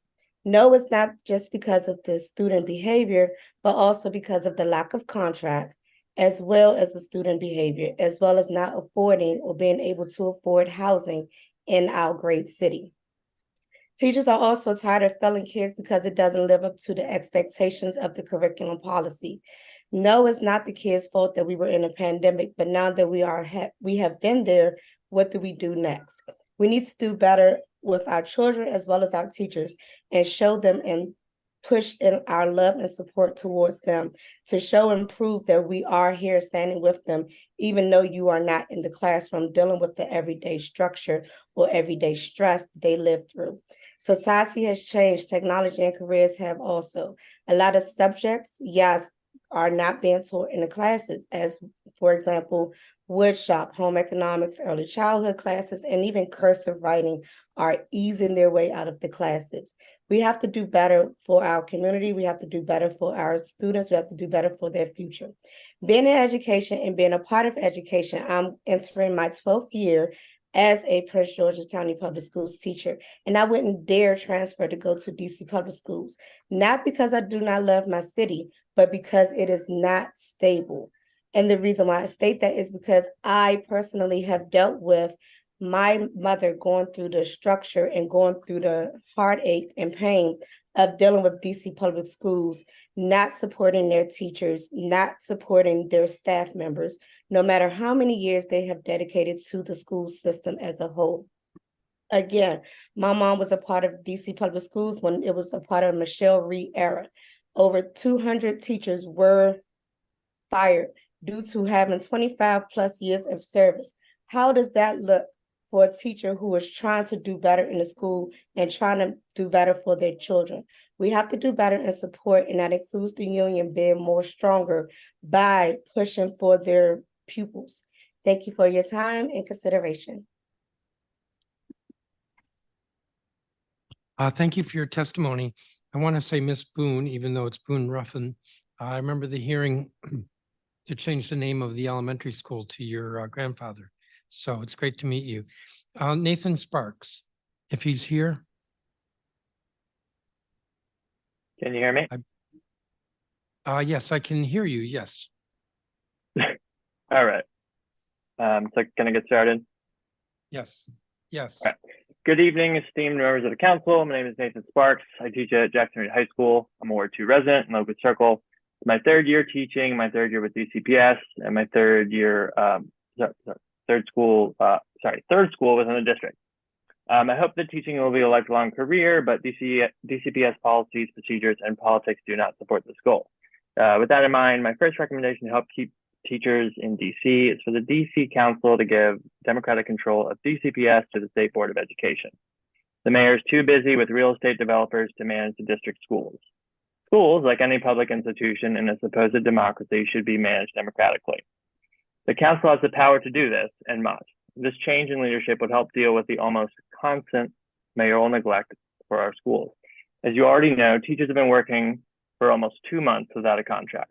While the council is not the entity who needs to bargain with our union, the council can determine who we bargain with and make legal requirements on the part of management that would allow contract negotiations to begin before workers' contract expires. That's really helpful for the council in making budgets. This is coming up, right? The DC State Board of Education agreed with this sentiment last month when they passed their resolution to support the timely contract negotiations for teachers and principals. Another issue for teachers the council can fix, the impact evaluation system, as you've heard many, many times before me. Any evaluation system is a condition of work, and therefore, any such system must be negotiable. In any democratic nation, we must model democracy if we want to continue to uphold and expand those values. So give teachers the power to make decisions about how their schools and classrooms are run. teachers can create a democratic evaluation system for ourselves. DCPS central office should work for teachers, not the other way around. And with DCPS central office on the topic of DCPS central office, I'm not sure if it's central office or DC government, but they are incredibly incapable of meeting the demands of recruiting, hiring, and paying teachers.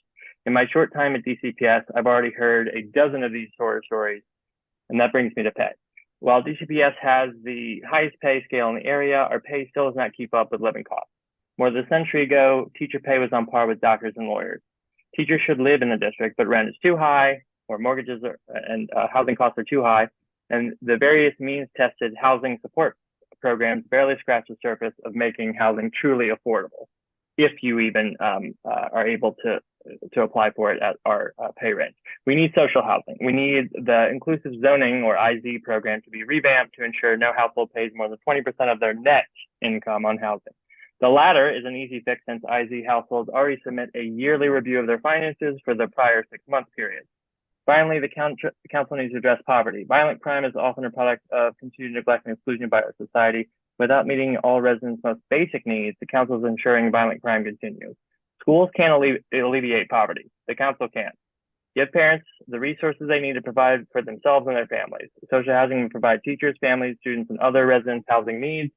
Good housing for all those who want it should be the bare minimum for the capital of the richest nation in the history of the world. These are some of the major issues that I believe are causing high teacher turnover, and the council has the power to fix many of them. I dare you to act. Be the leaders you were elected to be. Thank you.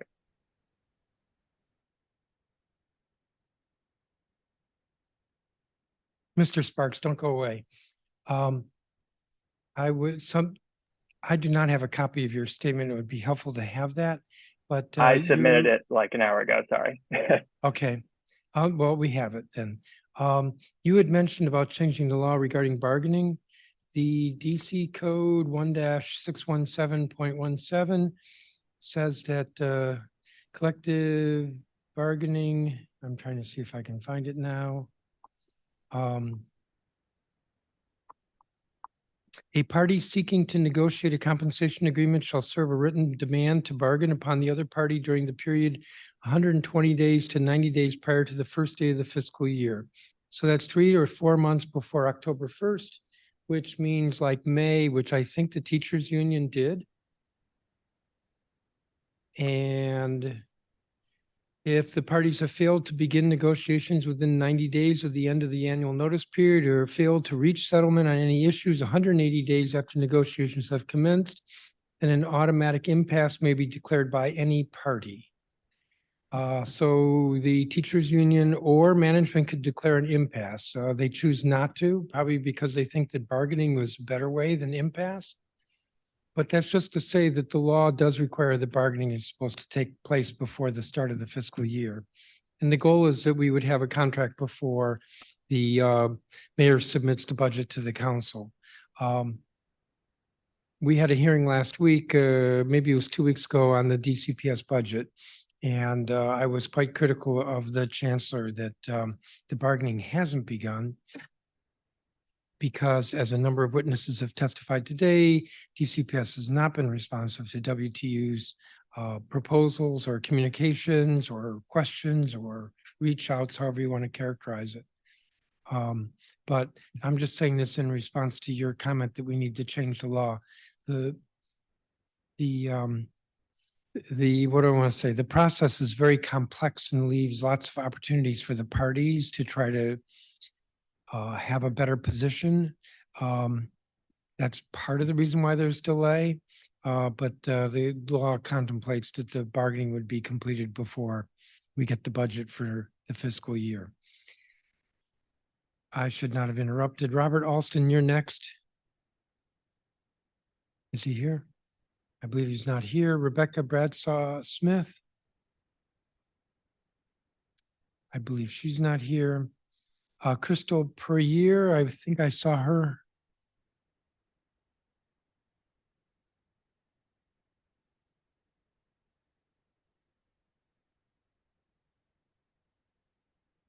I am not hearing her. Crystal Perrier.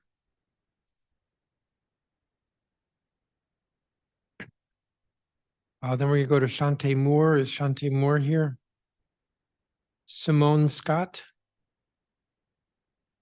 Jennifer Sarasoli. Lauren Secco. Yes, I'm here.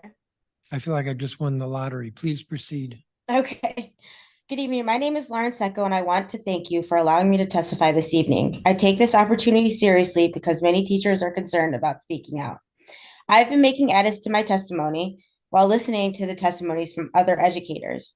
I've recently become more involved with the policy side of education by becoming more involved with the WTU and by assisting the building rep at our school by acting as the chair of the SCAC team at my school. I work in Ward 7 and I'm a special education inclusion resource teacher. I've been working as a special education teacher for almost 17 years in a variety of different environments and settings. Although this is true, the issue with special education teacher retention has been very similar. Out of my almost 17 years of experience, I've worked only 6 inside of a classroom as a lead teacher. The rest of my time has been spent as a resource inclusion teacher, which totals 11 years. In the current DCPS system, they almost always require special education resource inclusion teachers to act as case managers as well. I do not know how this currently looks across other states or districts. This breaks down to us having 2 distinctly different roles, one as a teacher and one as a case manager. On the teacher side, we are required to provide service hours, teach, and work on IEP goals with the students.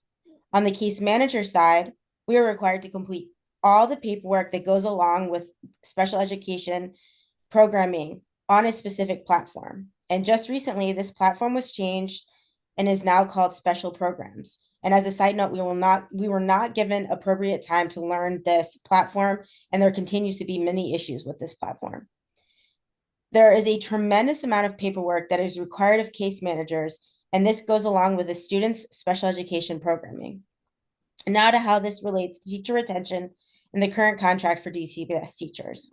As we know, the contract has expired, but the wording in the current contract states that the caseload for special education teachers is not to exceed 15 students. If it exceeds 15 students, then teachers are given 3 additional hours for each student to complete paperwork at the administrative premium rate. The problem occurs when the students' hours, not the paperwork part, but the students' hours that are required by law, if you're supposed to be serving these students these hours, when they exceed the amount of time available in the day. For example, one student might have 5 hours of specialized instruction and another might have 10. When you add additional student service hours, it becomes impossible to service the appropriate number of hours per day. In addition, at times we are required to provide service hours to students who are not even on our caseload.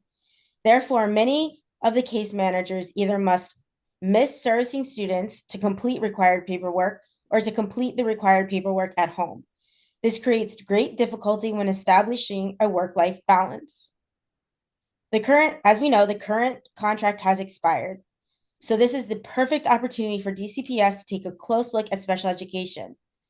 There should not only be a cap on caseload numbers, but there should also be a check and balance system that ensures all special education students are receiving their required service hours by law. Their hours are required by law, and no one is looking at how many hours these students receive and if the special education can even provide these hours in an appropriate manner. If this continues, we'll continue to see the gap between special education students and their general education student counterparts expanding and continuing. There is so much more I could say, and I'm more than willing to continue to work to make change within the DCPS community. Thank you. Thank you, Ms. Secco. Let me see if Crystal Puryear has reappeared. Yes, I'm here. I'm sorry. Please proceed. Okay. Good evening, Chairman Mendelson and members of the council. My name is Crystal Puryear. I am a Ward 7 educator. My school serves the community where students navigate unsafe passages and feel welcome once crossing the threshold of a school to a place where they are cared for and pushed to excellence. I have been a DC educator for more than 22 years. I'm here today to advocate for contract negotiations to begin and changes to the teacher evaluation system. These changes will make a meaningful difference for increasing teacher retention. Teachers are exhausted from teaching under an expired contract, and over the past 2 decades of teaching in DCPS, I've always received retro payments due to contracts not being negotiated on time. This was a motivation for me to join the negotiation team where I can honestly say the WTU is waiting for DCPS to join us at the negotiation table. Teachers want learning spaces that are respectful to students and families. The WTU has prepared memorandums of agreement regarding emergency preparedness, collaboration, and communication regarding safety and diversity in our schools. However, the overall goal is improving the learning conditions for our learners, which are also teaching conditions for teachers. When teachers ask for spaces that have heating or air conditioning, proper lighting, plumbing that works, and technology that functions, these are minimal asks. The response to our asks are often demeaning and wears on the teacher's whole being. Our job requires us to look in the faces of our students, knowing that we know that they deserve the best, but the lack of response to their basic needs pushes the best and the brightest teachers to go elsewhere. The impact system has been found to be a biased evaluation system by American University, and DCPS hasn't invested any interest in developing or collaborating with WTU to find an effective and appropriate evaluation tool. The portions of the impact evaluation tool that create the most turmoil and issues for schools in Ward 7 like mine are CSC and the task components. I have been in several Ward 7 schools, and the leaders have built in items that require teachers to work outside of the school day or take on extra duties to achieve a higher rating. This creates an environment where teachers are penalized for taking days off, for being sick, or requesting that they actually receive their lunch break. And these are the 2 biggest issues at the schools that I've worked at. Every year, teachers are giving up mid-year because they refuse to continue to endure the maltreatment. According to the city code, teachers do not have the opportunity to provide input on the evaluation tool chosen, but teachers' input should be allowed. An evaluation tool that isn't biased and able to be misused by evaluators should be adopted. Teacher retention is equal to teacher respect. Teachers are professionals that have a very human job that at times is very qualitative versus quantitative. Teachers understand the importance of data, but behind every data set is a why.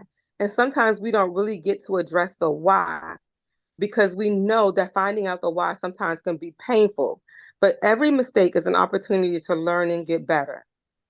The stories behind the numbers are just as important as the numbers themselves. Teachers leaving in droves is very bad. Working at schools where I've experienced multiple years of losing 30 to 50% of the teaching staff is a very painful shift because these huge struggles are difficult to overcome when there are gaps. It takes years to rebuild momentum, a learning culture, normalcy, and relationships between teachers and students. Having an evaluation tool that is respectful and finds ways to support teachers' pedagogy that creates new and supportive and engaging ways to educate our students is what every student deserves in every classroom in the district.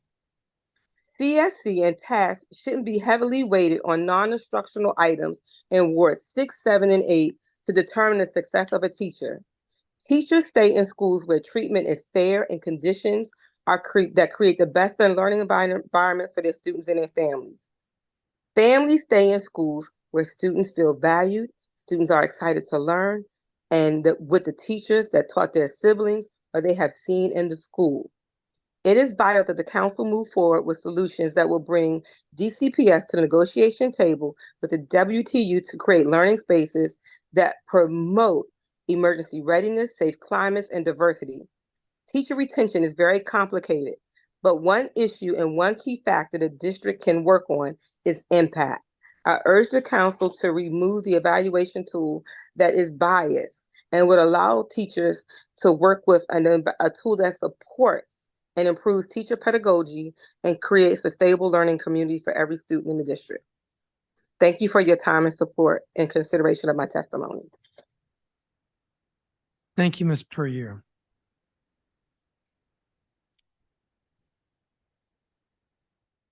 Faith Arthur.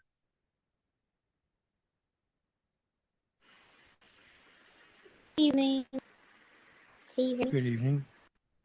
Perfect.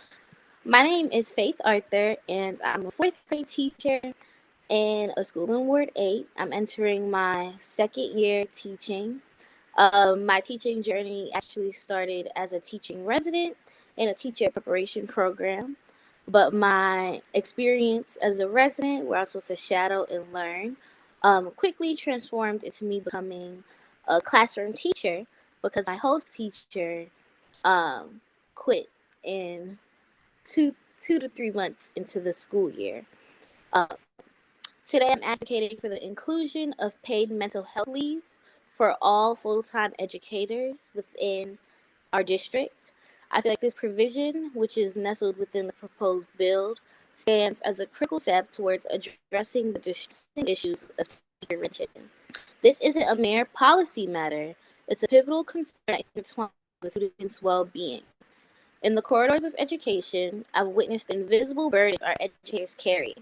Students have challenging behaviors stemming from their trauma and past experiences that they're having a hard time coping with. And teachers are navigating relentless stress, enduring the weight of burnouts, and grappling with emotional strain, all without robust mental health support that they deserve. The repercussions are deeply personal. Passionate educators are forced to exit prematurely. Just this year alone, one of our grade teams actually lost 2 of 3 teachers, and we're only in November. Passionate educators are forced to exit prematurely, leaving our students devoid of guidance and mentorship they so desperately need. The provision of paid mental health leave isn't just a bureaucratic checkbox, it's profound change. It stands as transformative gestures, offering educators the lifeline they require to safeguard their well-being. It signifies a commitment to valuing and supporting our educators, creating an environment where they feel seen, heard, and cherished, which is someone like me who's 24, entering the workforce, passionate about being an educator, passionate about education. That's extremely important to me, and I think others in my generation. It isn't just about retaining teachers, it's about fortifying the very backbone of our education system for the sake of our children's future. Members of the council, I implore you to seize this pivotal moment and champion this solution. Embrace its potential to illuminate a new path forward for our education system. As an educator deeply invested in shaping the leaders of tomorrow, I urge you to rally behind the inclusion of paid mental health leave for educators in the District of Columbia. This is just a first step. Your decision stands as a testament to your commitment to the prosperity and well-being of educators and, in turn, the students that we passionately serve. I extend my heartfelt gratitude for your time and consideration of this vital cause.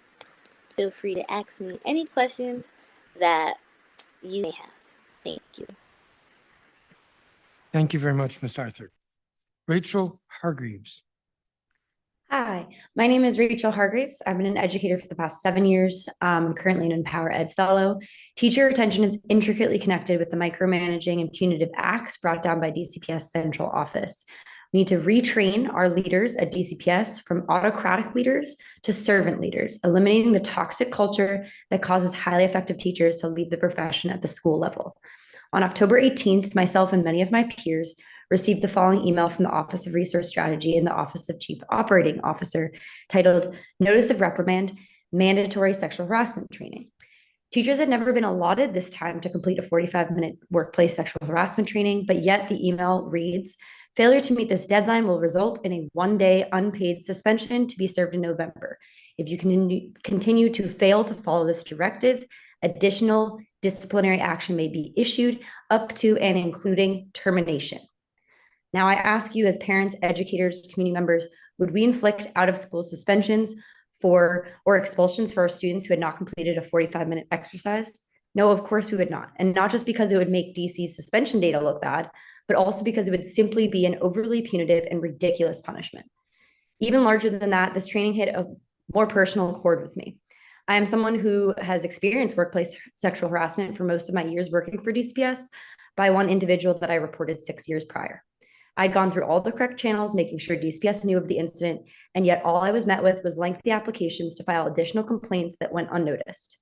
It wasn't until those harassment allegations from other teachers around the building stacked up that the staff member was finally removed from DCPS 2 years prior.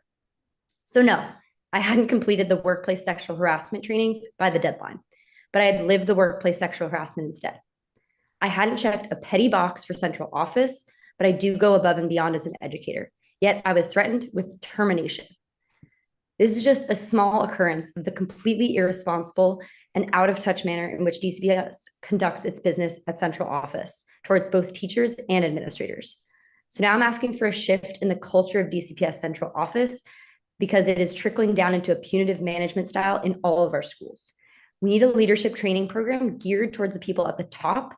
Instead of trying to hold 4,500 teachers accountable on the punitive system of impact or trainings, our leaders at central office need to be trained on how to distribute responsibility. They need to shift from managers or micromanagers into a servant leadership model. A servant leader leads by serving others and putting the needs of their followers, in this case, administrators, teachers, et cetera, and eventually students, before their own self-interest or individual needs, such as good data. A servant leader strives for humility, the willingness to take responsibility for the needs of students instead of focusing on control and self-interest. Those trained in this leadership model are focused on the true empowerment of employees and thus empowerment of students. So many of us at DCPS, from central office down to individual teachers, are there to just meet our goals, our benchmarks, our test scores, our impact bonuses, and have lost sight of the real goal, which is to serve our students. I applaud you all for these efforts. Thank you, Council, for your time, and I hope that we can take this important step in repairing the years of harm and loss of trust in our district from the top down. Thank you so much. Thank you, Ms. Hargreaves. I just have a couple of questions. I'll start with you, Ms. Hargreaves, because you just spoke. Sure. Can you say a little bit more about this? So you got this email. Did it come from HR at DCPS? So it's titled ESSE Services. It's but it comes from the Office of Resource Strategy and the Office of Chief Operating Officer. So it sounds like it didn't come from Human Resources, HR, DCPS. In any event, was that the first time you were notified of this training? No, it was not. I just have never had a notice that was this severe in its threatening of punishment. They usually come, they notify you like, oh, here's the deadline, and then you have another week, and here's another week. But usually before we hit that punitive email, my school sets up a time in which we can do the training, and they did set up the time, but it was last week. And so by their definition, I would have missed that deadline by a week or so, and therefore had to pay like an unpaid suspension of a day. I got confused. So the school set up time last week, but last week was after the deadline. That DCPS had created, arbitrarily saying that we were going to have to serve a day of suspension, correct? Okay. Yeah, I do think that HR, even though this was not technically HR, is part of the problem here. Thank you. Yeah, I wanted ES to Communications, sorry, as the email it comes from, ES Communications, I'm not sure. Again, I've looked far and wide what that is going to, but it doesn't appear to be a person that I can track that. Thank you. Let me ask a couple questions of Ms. Puryear. Ms. Puryear, you are part of the negotiating team? Where are you? Are you still here? Yes, I'm still here. Yes, I am. You're part of the negotiating team. So just say a little bit more. For your testimony, you say, quote, I can honestly say that WTU is waiting for the DCPS to join us at the negotiating table. How long have you been reaching out to, you being WTU, been reaching out to DCPS to negotiate? We originally reached out in May with our first set of ground rules and a first MOA about safety and emergency preparedness. And how many times have you met with DCPS? We have not met with DCPS at all. I'm sorry. So you reached out in May? Yes. This is almost December 1st. How many times have they sat down with you? They have not sat down with us at the table at all.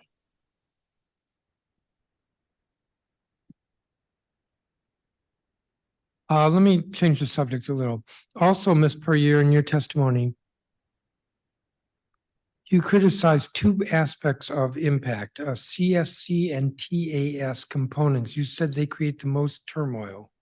Right. So the commitment to school community, which is a CSC document, and then that document, schools create in 4 different areas, ways that teachers can achieve what is considered, still minimally effective, effective or ineffective behaviors, to help you.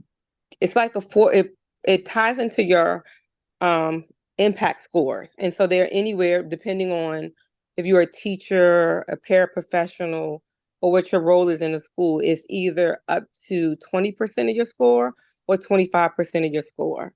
And so school leaders put things in like a 4 would be have taken no days off. So then a 3 would be have taken 2 days off. And then you would get a 2 if you took more than 3 days off from work. And this includes being sick. So Well, what does taking days off have to do with community interaction? Because if you're homesick, then you're not committed to your students. Is community or community the students? It's communities, the students in the school. So that's more professionalism that you're talking about. That's different from the CSC. I just want to... Okay, so that's core professionalism. Core professionalism is an addition. But in my school CSC, it's written in under engagement, student engagement.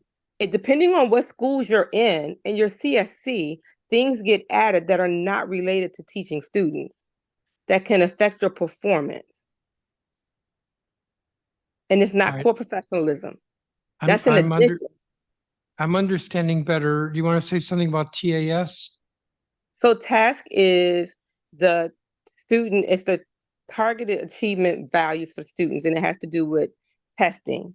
And so your student performance is anywhere from 10 to 15% of your score, in addition to impact.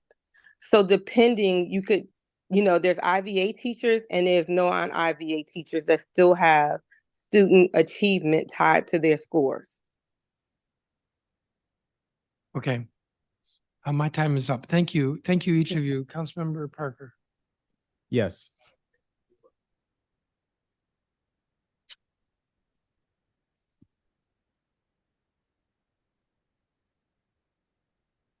Oh, you all didn't hear any of that. Sorry. It's a long day and going into the evening, but I understand the chairman likes these marathon hearings. But no, what I was saying is the exchange I just listened to made me think that the committee would be well served to follow up with DCPS to just understand the range of inputs, if you will, that are included within these CAC metrics. And so what I'm hearing is that very well looks different school to school. It might be attendance.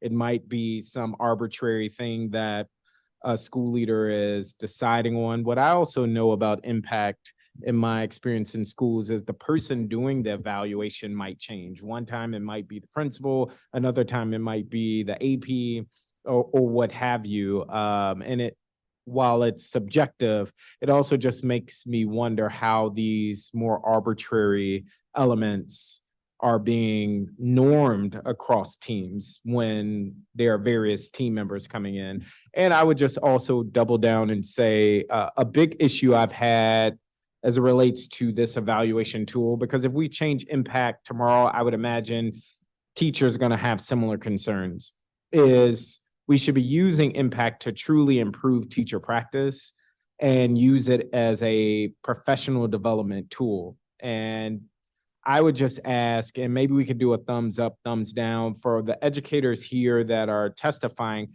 How many of you all are checking in regularly, let's say at least twice throughout the year, on your impact score and what it would take to improve it? Here are steps you can take to improve your rating. Thumbs up, yes, those conversations are happening. Thumbs down, those conversations are not happening. Okay, I'm just seeing one rating to the side. I'm assuming it's happening somewhat.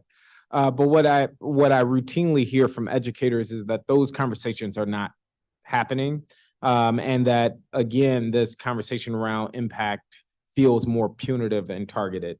So more to come on that. I will follow up and work with the committee to get more information. This is actually the first time I'm hearing about that subjective element within the CAC component within impact. Ms. Hargraves, I wanted to come to you. And Ms. Humphreys, I see your hand. I'm gonna try to save time to get to you. But Ms. Hargraves, very concerning testimony around you elevating claims of sexual harassment and it's falling on deaf ears. I just, as it relates to central office staff, and you don't have to name names, did your concerns around sexual harassment reach central office and you're suggesting that still no one did anything about it? And then similarly, did you alert the union and are you suggesting no one did anything about it? I'm trying to remember. I definitely alerted my building rep. I'm not sure if I alerted the central office union, like the larger WTU union representatives. But yes, I did take it all the way to central office. I didn't speak with an individual. Again, I was just met with applications. And I got you. I filled out those. As you know, sexual harassment is top of mind for the government for a number of reasons. The mayor has recently issued a mayor's order for sexual harassment. And this is just bringing to light that we need to pay closer attention to DCPS, because for that to happen, and as your testimony alluded to, there may be many more cases that are not being paid attention to in schools, and that is a deep concern. Ms. Humphreys, I see you have a hand up. I'm happy to give you the remaining 40 seconds that I have. That is actually, I had a similar issue. You're breaking up, so I can't quite make out what you're saying. You want to try again?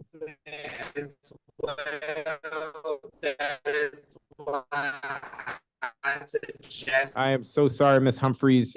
You're breaking up. It sounds very distorted. If you want to chat or type in the chat, I'm happy to look it up. And that is okay. Can you hear me now? Because I'm closer to yes, okay, I can I hear was you. saying that, yeah, I'm closer to my window. I was saying that I had an issue with sexual harassment as well. That is why I suggested oversight of LMER. I even called the police and they told me that they didn't have any evidence, and I had a police report and everything. So that is why I said that there needs to be oversight of LMER, because obviously HR and LMER, they aren't really doing full investigations. And so that is very important to me. And I love my job. My kids go to DCPS. So it's not like, I want to have a big whole lawsuit, because I'm not even trying to be blackballed or anything like that, because I do love my job. But when people have incidents like that, yes, and then those administrators are still there to evaluate you, or they're on a team where people will evaluate you, and then like you can lose your job if you get a low rating. That system is unfair and it makes absolutely no sense. And so that is why impact should not exist. If there needs to be an evaluation system, the evaluation system to uplift teachers and to teach them how to be effective and highly effective. No, and I it should not completely be agree. punitive. Yes. I am over my time and the chairman is being generous. Okay. I would ask if can you please reach out to either the committee or me? Ms. Hargraves, can you do the same? I would personally like to follow up with this and make sure we connect this to the government's efforts around sexual harassment. And so again, my email is zparker@dccouncil.gov, or if it's easier, you could just reach out to the committee and they'll connect you. But I want to thank all of you for your testimony. And I'll just end by saying this committee has focused on teacher retention now for several years, and we still have work to do. And the challenge that I'm receiving from you all is that these hearings aren't enough, and that we need to take it a step further and work with DCPS, but in some instances, maybe forcing DCPS's hand where their policies and practices may be harmful. For the charter educators that shared, I'm also hearing the need for greater support.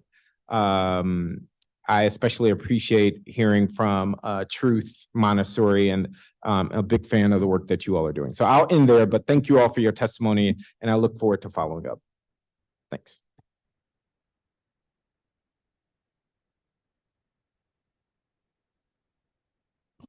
Thank you, Councilmember Parker. Thank you, each of the witnesses. Those of you who didn't submit your testimony, please do. It would be helpful. We have the second part of this hearing tomorrow. It's where we'll have DCPS, I believe some other government agencies. You know, I could just look at the witness list. Some invited witnesses. We